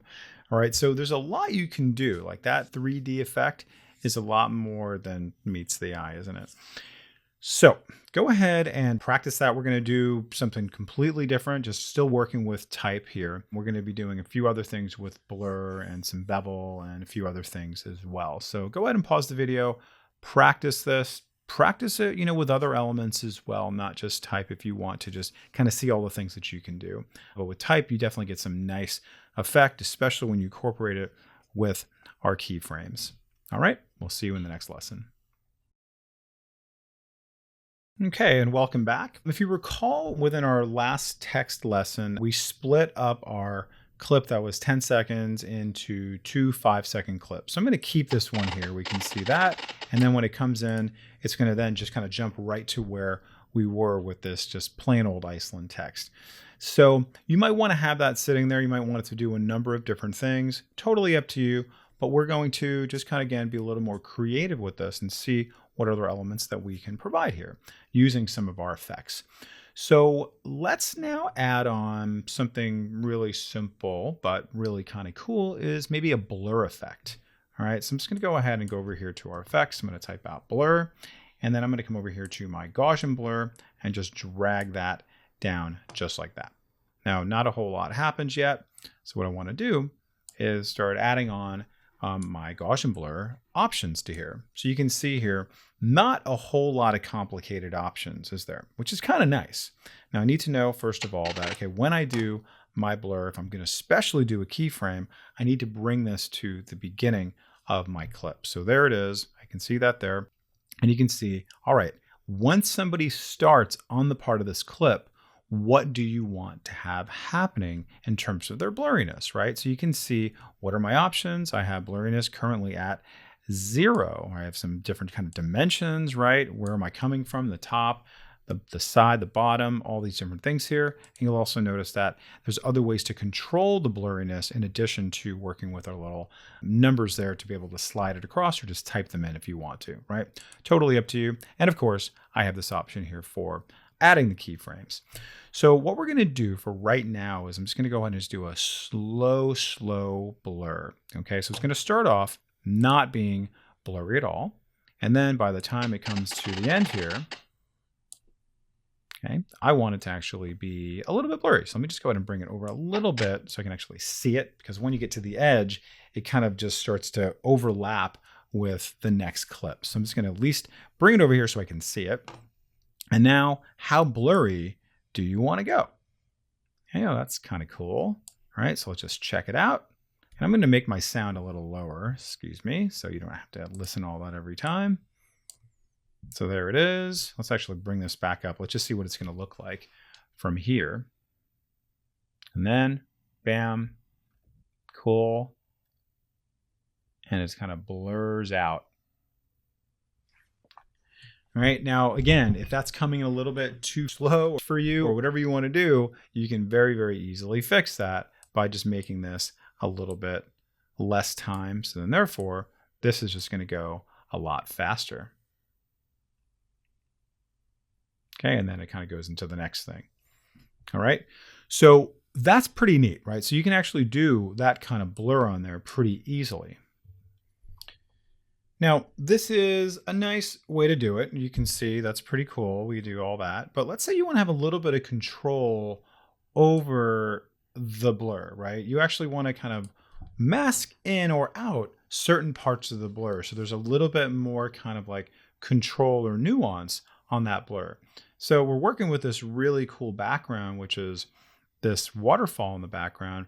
So let's kind of just make it look like the waterfall is almost sort of like coming at it in a way, right? So it's like as the water and the text are sort of like intermeshing with each other, there's an effect that happens, okay? So how can we do that? And working with something called masks, okay? We worked with masks already in this lesson so far, so let's go ahead and do a little review on it, but maybe in a different context.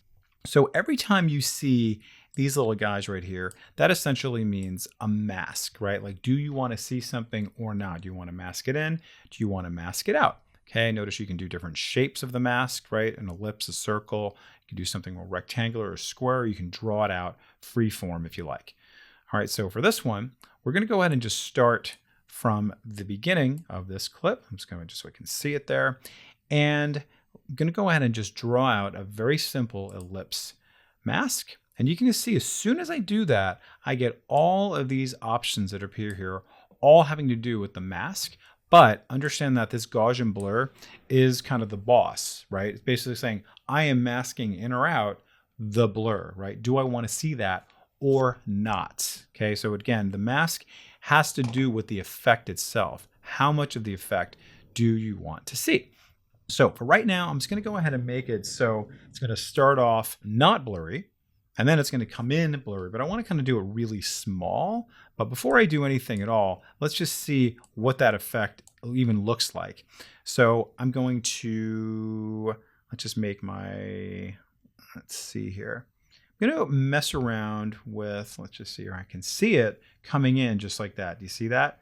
So I kind of want to do the opposite of this, right? So let me just go ahead and try that out. So I'm going to say inverted, and notice what that does. It might start off blurry, and then it's going to end up less blurry. See that? So you can see, you kind of stare in the middle there. So that's allowing me to have kind of a window inside of it, okay, by doing the inverted. Okay, is that going to be a cool effect? I don't know. Let's try it out. So let's go ahead and we can make this move around if we want to. We can also resize this, right, if we want to as well. So we can go ahead and make that go like this. Again, just experimenting for right now, see what that's going to do. So now you can see, all right, interesting, but not that interesting in my opinion. So what I'm going to do is I'm just going to go ahead and delete this mask. You don't have to, but I want you to actually see how you can delete a mask when you're done with it. Certainly I can resize this if I want to, but I'm just going to go ahead and delete this mask by hitting the delete key, and then it starts all over again. I'm back to my Gaussian blur.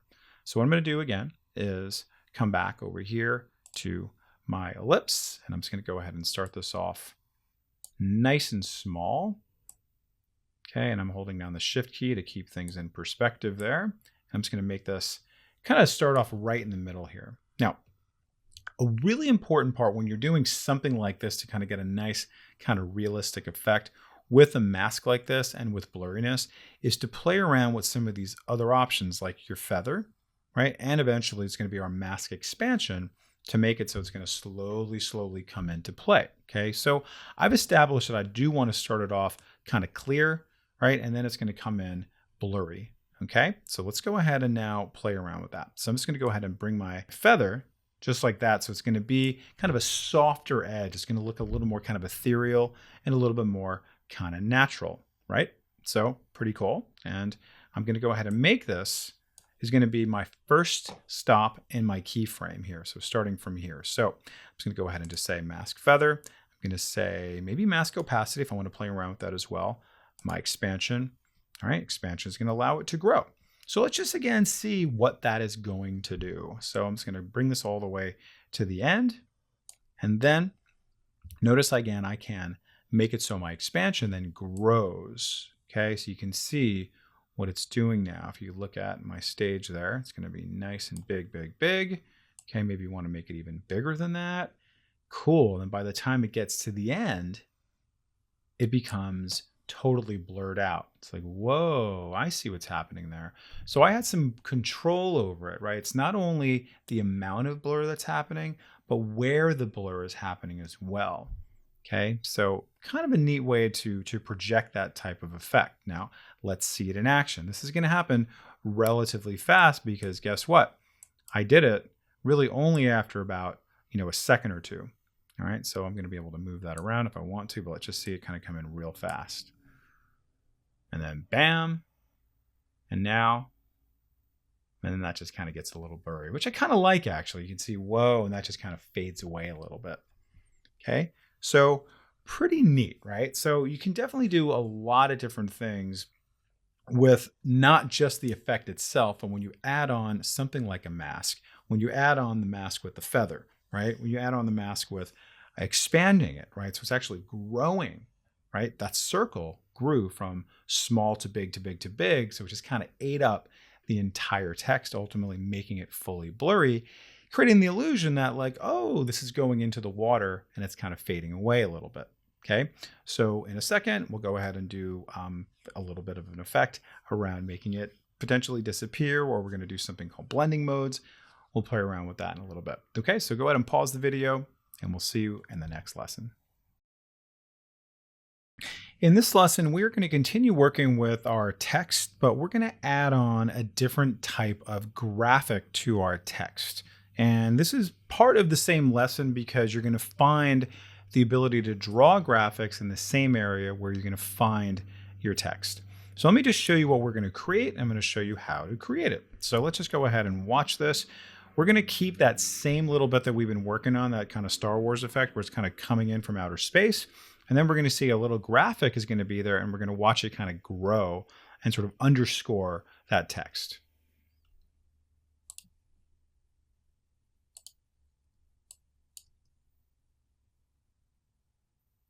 Okay, wait for it. Next frame. All right, and then just for the purposes of this lesson, I did remove all of those other effects there. I just wanted you to see kind of what we can do. All right, so how did we do that? And how can we create it from scratch? So I'm just going to go ahead and just take a look at it. You can basically kind of deconstruct what's happening here. I have the shape here, which I'm going to show you how to draw. And we're going to be using our effect control panel. And we brought in something called the transform effect, right? And the transform effect allows us to have a little bit more sort of control over the types of things that we're going to do. And in this case, changing one keyframe's horizontal scale to another keyframe's similar, right? Horizontal scale again, but it's going to be a little bit bigger. So if we take a look at what's actually going on behind the scenes, you can see we're watching it grow, grow, grow. So really cool stuff you can do with this, right? It's kind of like, it's a vector graphic. So it comes in really nice and smooth. All right. So I'm just going to go ahead and delete this. All right. Say goodbye to that. Thank you very much. Okay. And there's nothing there. And I'm just going to go ahead and go over here to my captions and graphics panel. And you're going to see currently, I just have my Gaussian blur effect on here, right? And I also have my Iceland text right here. Okay, now how do I bring in some type of graphic, right? There's not a whole lot of options here. It's very subtle. So what we're going to do is we're going to click on this little guy right there. And when you click on it, you're going to see a whole bunch of options appear here. Okay, so if you want to bring in some more text, if you want to, vertical text, but then there's your option for shapes, rectangle, ellipse, polygon. And if you want to bring in from a file, you can do that too. You can bring something in right on top of it if you like. Maybe it's your logo, something like that. Maybe it's another image altogether. You just want to have it on top of it, right? Just a picture of you, something like that. This is where you can go ahead and superimpose something right on top of it. All right, so I'm just going to go ahead and just do a really simple rectangle. And you'll notice that as soon as this pops up, you can see I have the ability to change all the alignment options here. I can change my color of the fill, my color of the stroke, right? You can do all kinds of great things with it. So let's just go ahead and start off with some of our basics. Notice here it says shape 1, right? It's another layer there. And I'm just going to go ahead and just bring this down. And I'm just going to maybe just size it how I want to size it right now. And let's make that just like so. Don't worry about it because we're going to do a lot of this stuff in the transform options as well. Okay, so go ahead and maybe zoom in a little bit so I can really kind of get into it. All right, let's make it so it's going to be perfectly centered. Okay, and now I'm going to bring in my transform effect onto here because it's going to give me more options. I'm going to apply it to this little bar that I just put on there. So how do I do that? I'm going to go over here to effects, and I already have transform already put in there. It remembers it, and I'm just going to very simply drag that on top of here. All right, and you do get more options. I know it seems like, wait a second, there's a lot of transformation options already within my graphics and effect controls here, but we are going to get a few more options here. Okay, so now what I'm going to do is I'm going to go ahead and scroll down until I find my shape in there. It's kind of buried, so just keep that in mind, right? Because over here I'm working with my graphics and all these other things here. It's going to be a little bit confusing. I'm going to come down here to my shape. And then here's where I can see, oh, there's my transform. That's great. And then you can see here's the scale option. Now notice that horizontal scale is grayed out. Uh-oh, what do I do? Because I want to be able to actually adjust it so it gets wider, wider, wider. By default, this uniform scale is checked. So I'm going to go and uncheck that. And now, bam, I can see it's lit up and I'm able to then do exactly what I want to do. So let's go ahead and just bring this back to the beginning. And I'm going to say, hey, listen, I'm going to start off as a keyframe, making this a particular, size, whatever that's going to be. So that's how it's going to start off. Maybe I want it to be even smaller than that. Okay, so I can go ahead and make that smaller, just the same, if I like, right? You can see, let's go ahead and make that a little smaller, a little bit tough to grab. Maybe I want to drag that in. It's going to make it, here we go. Okay, now let's go ahead and make it so when it gets to the end, it's going to grow. Okay, so notice there's my keyframe, right? And as soon as I go do this, let's actually back this up a little bit. Okay, so I can see it. Move this back, yep. Okay, and then let's make it, watch it grow, grow, grow. And while I'm still here, I can probably do this even manually, right? If it's not doing what I want it to do, don't worry about it. And that is going to be my end product. So let's just see what that is going to do. Pretty cool, pretty cool, pretty cool.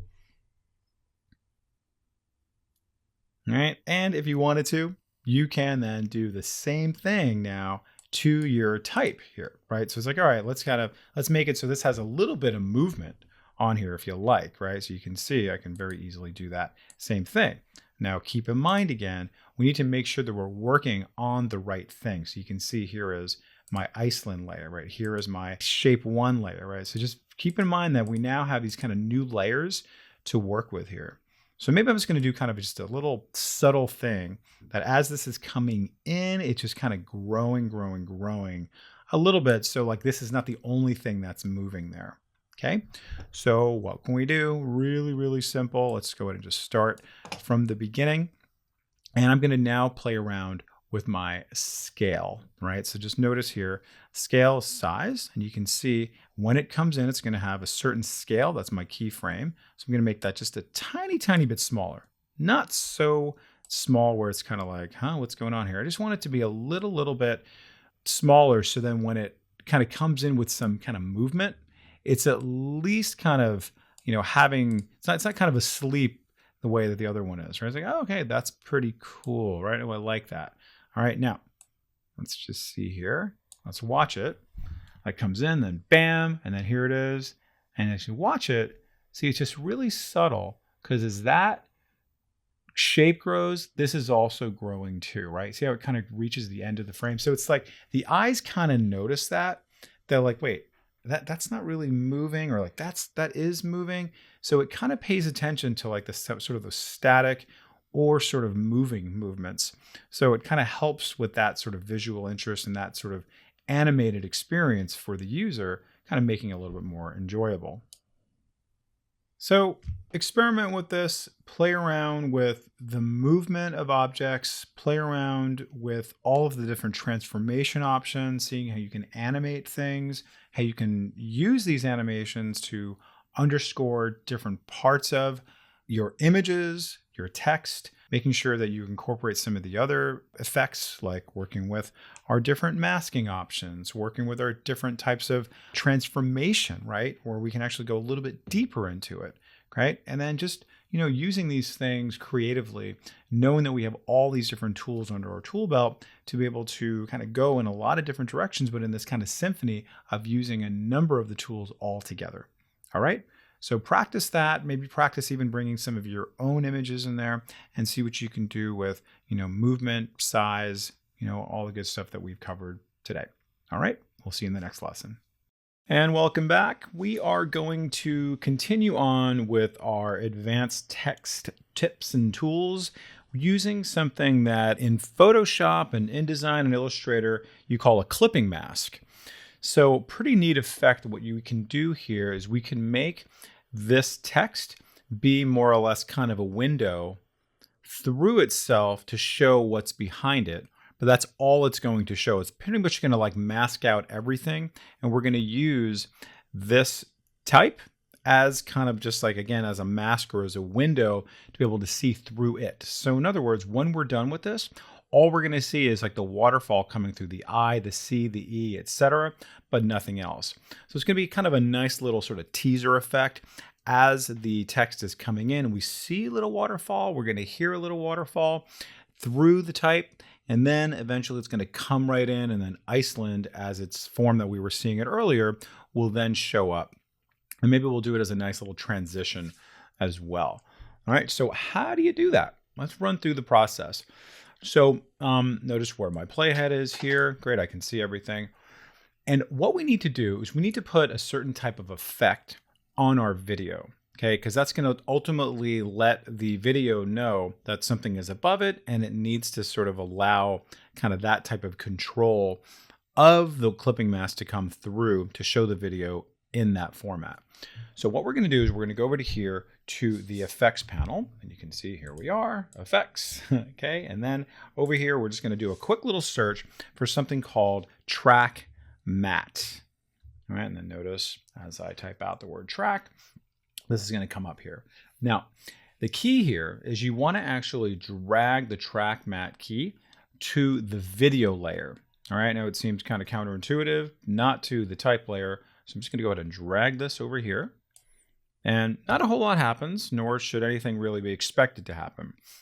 Because what we need to do is we need to go over to our effect controls and then make some changes. So if we scroll down, we're going to see that there is now this track matte key effect put on here. Okay, and there's a few other options here you can see, and of course there is our masking and everything. So what do we need to do in order to make this work? Very simple. You're going to see where we have this option where it says matte, and then right now it says none. We're going to change that to right now where it says V2. We need to map that. So it's actually going to say, hey, composite using what? And very simply, I say V2 or video 2, and then like magic, look what we've done. How cool is that? It's that easy.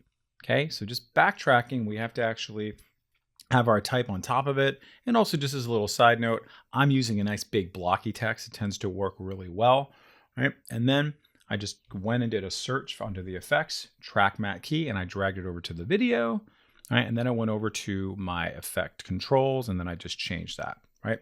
Super easy. If I choose reverse, let's see what that does, okay? Kind of the opposite, not the same effect we want, but you can see kind of what it's doing, all right? Now, let's play it, and let's see what that's going to do, and let's also hear it. Nice little teaser.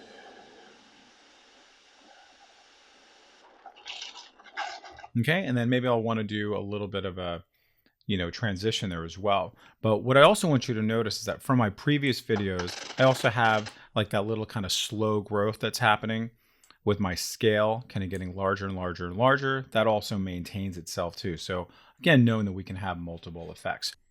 And I think this might deserve a nice little transition. So just watch that. And what we're going to do is we're just going to transition the video right here. So we just want to make sure that it's going on the video itself, but not on here. It might look a little jumpy. So let's just do our default. So if you recall, we can go over here to our video transitions, and we can see that my default, notice has a little blue square there. It's cross dissolve. And if you want it to be something else, you can just simply right click on it. And then it's going to highlight both of these, right? Make sure that this is now going to be transitioning from this to this, and then just do Shift D, and then that is going to transition really nicely from there to there.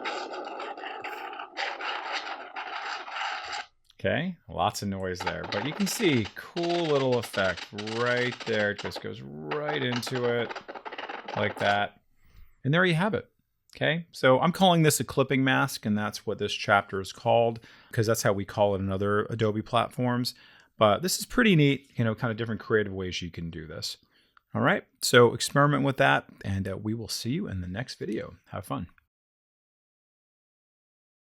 And welcome back, everybody. We are in Roma now. We have left Iceland, and we are going to learn a pretty cool new trick working with text in this case, but it could really be anything. But it's going to be about working with a very particular type of masking. So I'm going to give you a little bit of a demonstration of what we're going to create.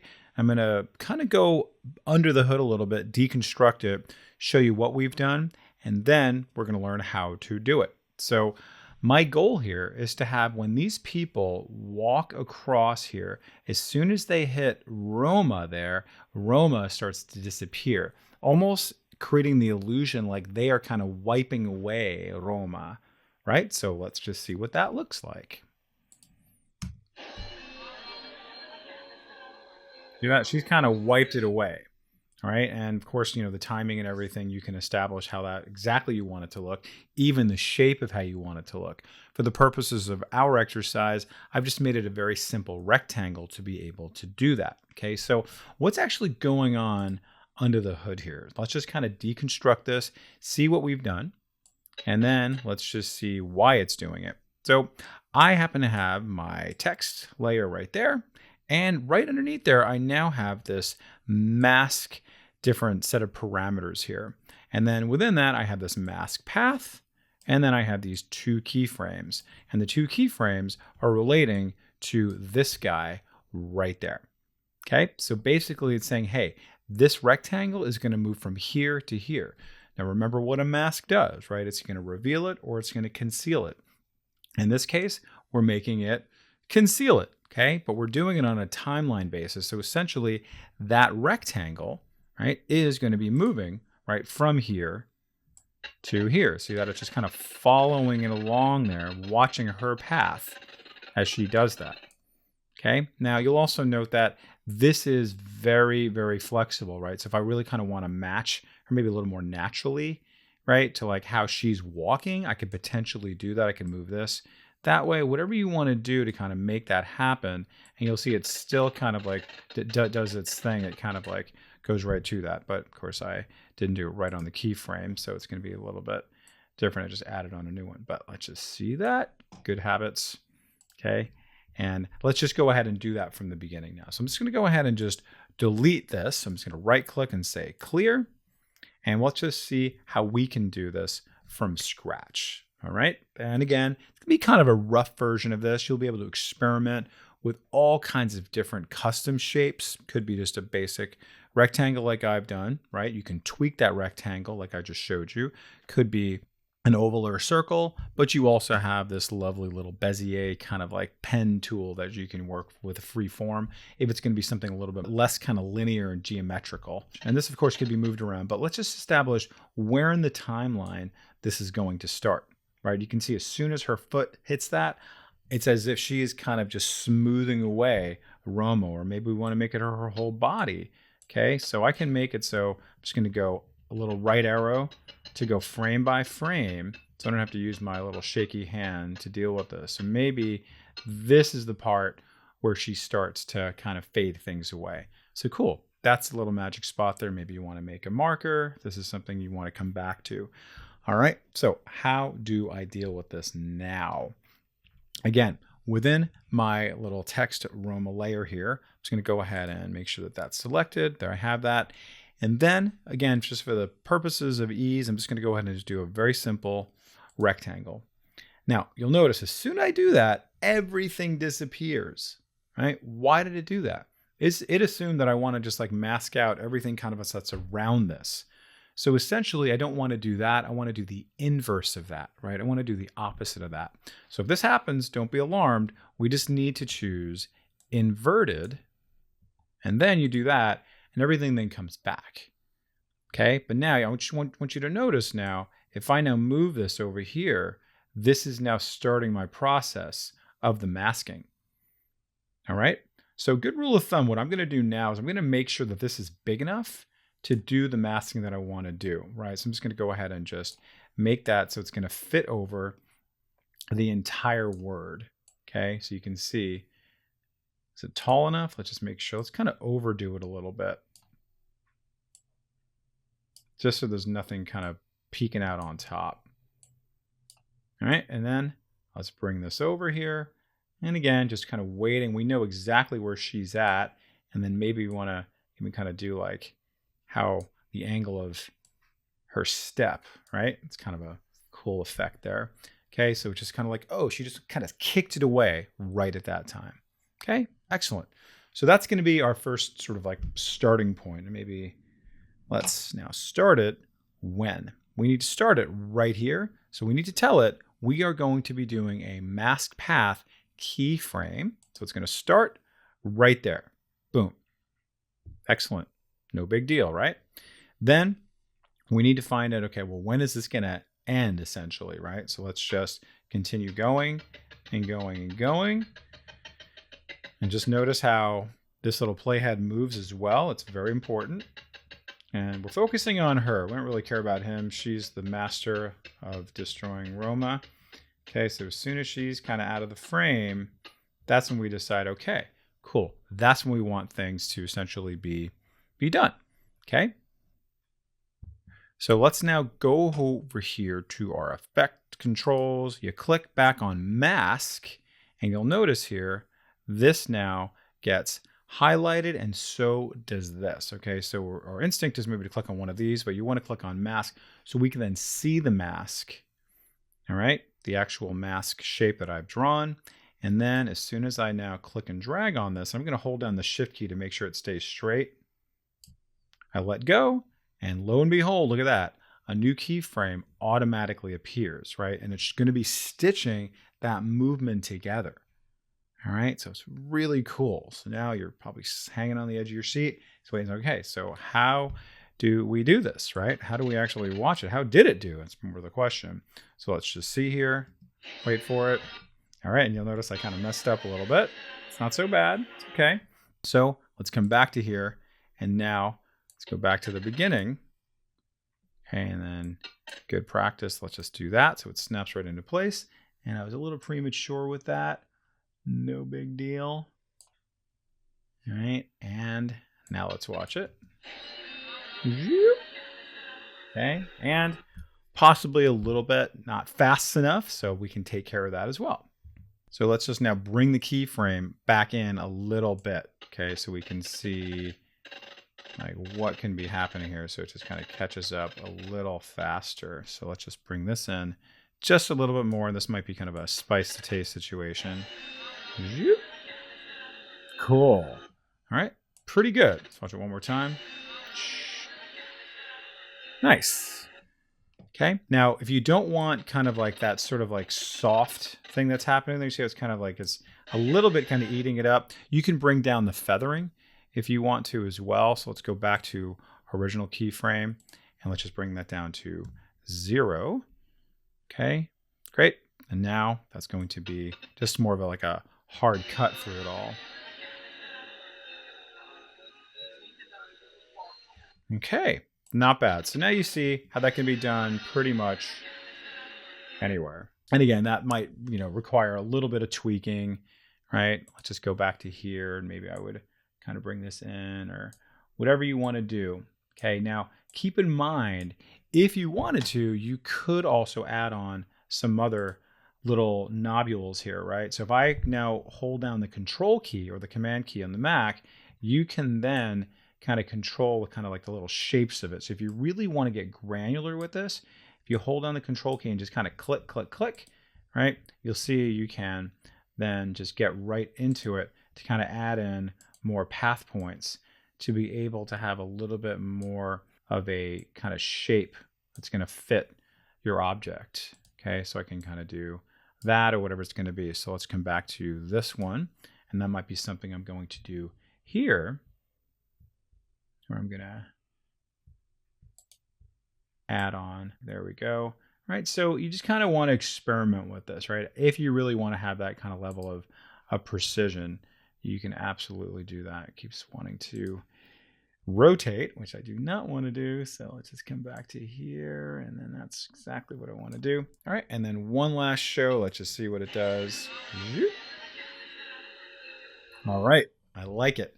All right, everybody, go ahead and practice that up, right? See what you can do with that. Maybe going in a different direction. Maybe you're coming in from the top. Maybe you're using kind of not just people, you're using nature, using an animal, right? Could be so many things, but really, really cool effect. Try it out, and we'll see you in the next lesson. Thank you. All right, and welcome back, everybody. In this lesson, we are going to go just a little bit deeper into working with some of our basic templates that are available to us.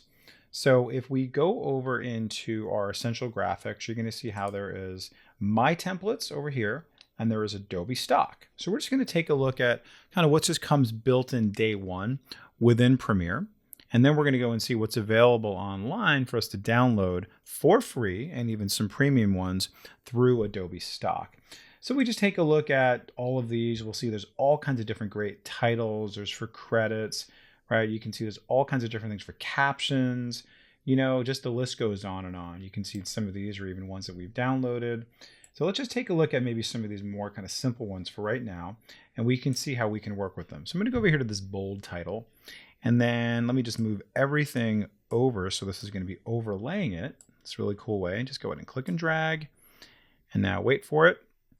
And you'll see as I play this, nice little animation, some text. Okay, it overlays it. Cool, and it goes right away. So when I click on it, I want you to notice a few things here. That on my effect controls panel, I'm going to see a whole bunch of things happening without me having to do anything at all. And what are those things? A lot of it's really just like keyframes, right? Saying this is going to, get bigger. It's going to ease in, ease out, right? You're going to see it's going to move, right? All kinds of good stuff. You'll also notice that as a result of me having like your title here in episode, I now have, right, all of those elements here, including a shape. Okay, so earlier we talked about the ability to draw out a shape where we were kind of making it sort of underline and kind of going, underneath it, right, and kind of growing, right, and kind of creating that type of animation. This is a really nice way to show your titles as just like a nice little framing. Okay, so that's essentially going to be what? Just a shape with just a stroke and no fill. Okay, so now you can learn from what some of these templates are doing. Now, of course, I do not want this to say your title here. I can very easily change that. So you can see there it is. And then I'm just going to go ahead and just double click on that. I'm going to type out Italy. It's great. And then I'm going to come to here and I'm going to double click on that. I'm going to say Rome. Okay, and then just click over to here and we'll see how that now sticks for me. And it's now my video. I have now borrowed that and it is now my own. Cool, Italy, Rome, and then watch it bounce away. Cool, love that. And the timing works perfectly with that, gentleman. Okay, so that's one thing you can do, right? So pretty cool. Now, let's go a little bit deeper and talk about how we can get some things within Adobe stock. So let me just go ahead and I'm going to get rid of this. I'm going to move this over just a tiny bit, just a scooch. And I'm going to go over here to Browse now, and I'm going to go over here to Adobe Stock. All right, now I have a certain number of Adobe Stock items here because I have chosen free right here. So when I click on free, you're going to see it's going to filter it out to just a certain number of them. And the free ones are actually pretty cool.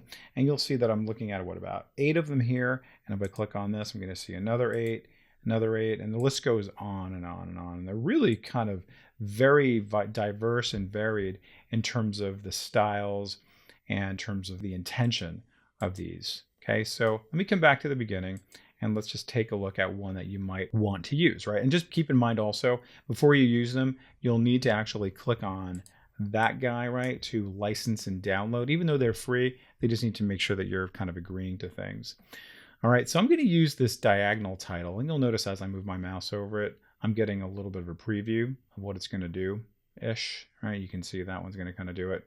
So what I'm going to do now is just simply click and drag and bring this over here and watch it, first of all, to see what this does. Okay, and they just kind of pop out from there. I like it, okay? So far so good. Now, of course, this is not like an educational thing, but they've given me placeholders to be able to put in my own content, right? Which I really like. So what I can do very simply is go back over here to edit, right? Making sure that this is selected so I can see what in fact I'm editing. And you'll see there's actually quite a bit going on here. We have these individual text items. Hey, we also have these rectangles, right? You can see there's a rectangle there. There is that right there. And then there's that right there. And just notice how it's actually drawn out using the pen tool. Okay, so you can see if you wanted to do some of these things, you can very easily do that yourself. Okay, just like we showed you in previous lessons. All right, now I want this to maybe come out a little bit later. Okay, let's just move this. It's going to snap right to my playhead. Okay, very good. And what else do I want to do? I would like to change this to travel, Italy,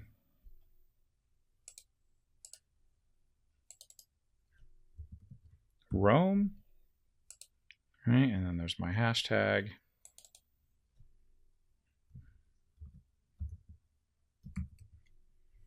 Okay, and then click away.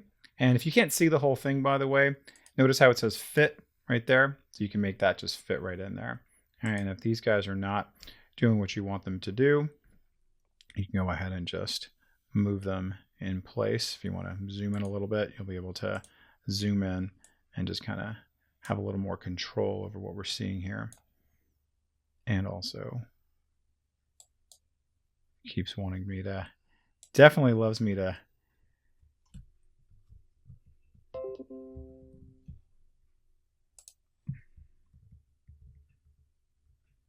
okay, I'm holding down the shift key while this is selected, and I'm able to then just kind of nudge this over with my arrow keys.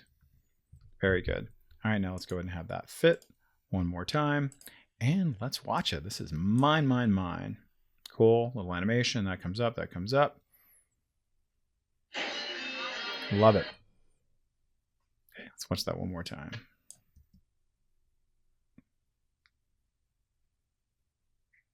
Looks like I got a little extra G in there, so it's an easy fix. Boop, that's gone. And one more time.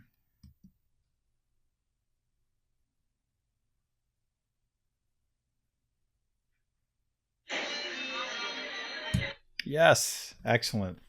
Wow, how cool is that?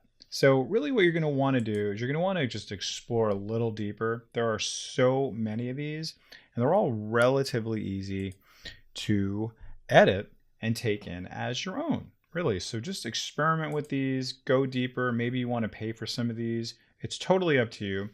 But I think what you can get from these as well is you can get some ideas of what's available for you, right? What's available in terms of different creative ideas, right? So there's so much you can do, just like just learning about the little box around it, different kind of animations, different kind of keyframes, right?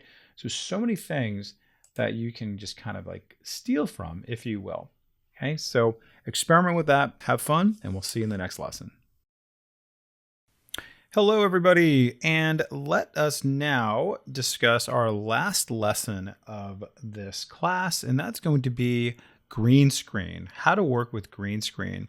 Let's discuss what a green screen is. So sometimes you see people who are, standing in front of some beautiful monument, but they're not really there.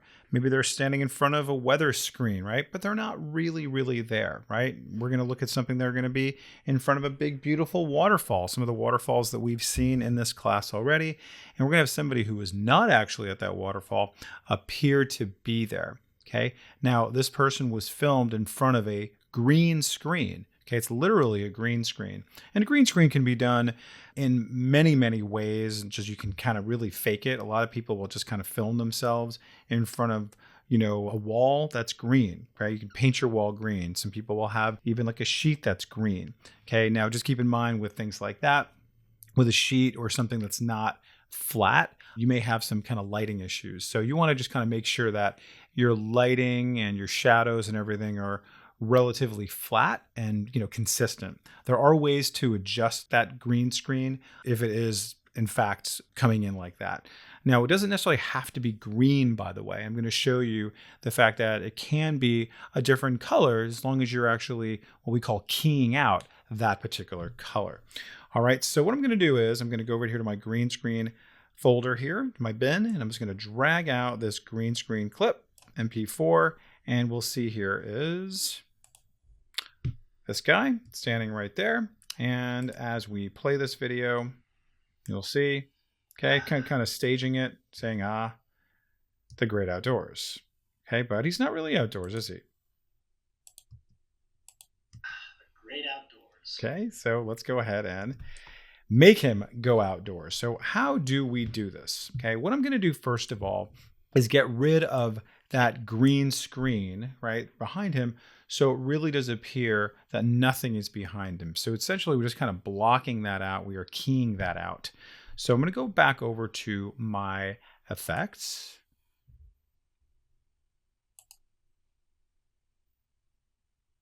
And I'm going to come over to here and I'm going to type out the word ultra because I'm looking for something called the ultra key. And notice where it is inside of the video effects. It's inside of the folder called keying. So very simply, I'm just going to drag this effect onto my clip. And nothing happens, right? You'd expect it to just go away, but we have to do some extra stuff here to actually make that happen. So I'm going to go over to here to my effect controls, and we'll see, just like we've seen a million times in this class so far, all of our different effects. And now, because I just brought in this ultra key, I just have to do one very simple thing, and that is adjust the key color. And you'll notice here is my little color picker. You can even do a little eyedropper. So what I'm going to do is I'm going to go ahead and click that. And now I could very simply now choose the color that's on here, basically saying, hey, that is the color I want to sort of key out. All right. And just also one thing to note is that when somebody is doing your green screening, make sure they're not wearing something that's kind of similar to what's the background too, because right now it's looking for everything that's this color green and it's going to remove it, right? So it's going to essentially just be transparent. And again, it could have been another color if you want as well. So I'm going to go ahead and just click on my little eyedropper, choose that. Now that's green. I click OK. And that now goes away. All right. So it looks like he's just kind of in a black hole, but the reality is it's just transparent all behind him. So very simply, all we need to do is now bring in a video that's going to be underneath him. So what I'm going to do very simply is just move this up here to another layer, right? Because right now it's on V1. I'm going to move this up to V2. All right, and let's find something. Where does he want to go today? So let's go now to a waterfall. Okay, so let's go to here. Let's go to behind the waterfall. And very simply, all I'm going to do is just drag it right over there underneath it and wait for it. And whoa, man, he just traveled far and wide to get here. Okay, now before we kind of go any further with this, there are potentially some adjustments you might want to make, right? So there's definitely things that you could potentially do if necessary, right? So let me just go ahead and just scroll down back over to here and just know that there's some things that you could really kind of get into like pretty deeply in case you really wanted to kind of tweak this a little bit, right? So you have your matte generation, your matte cleanup, spill suppression, all these things here, right? Go to here and I'll just kind of exaggerate it a little bit. So let me just go over here to kind of choke. You can see it's kind of maybe taking away from what he's got there. Let me just go ahead and reset that so you can see the difference there. Soften. Okay, let's see what soften does. See that? So maybe you want it to be a little more of that. Okay, so kind of similar to that, but you can see it just kind of feathers it a little bit. Go ahead and reset that. All right, and really a lot of this is just kind of a spice to taste if it doesn't come in the way you want it to. If the image in the background is not coming in how you want it to, you can go ahead and play around with it. Okay, just maybe try one or two more. See what they do. See that? So that's kind of bringing that in a little bit or kind of going in the opposite direction. Okay, and we'll go ahead and reset that. Now, once it's reset and we're pretty happy, let's go ahead and just play this from the beginning.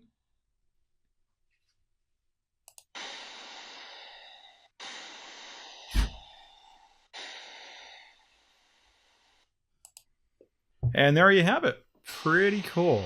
No, let's stop that. All right, excellent. So now you know. All right, so really, really useful in a lot of different scenarios. Kind of, you'll see it everywhere, whether you realize you're seeing it or not. Green screen happens, and it is definitely a neat way to just kind of bring up a little bit of variety, a little bit of visual interest, a little bit of trickery.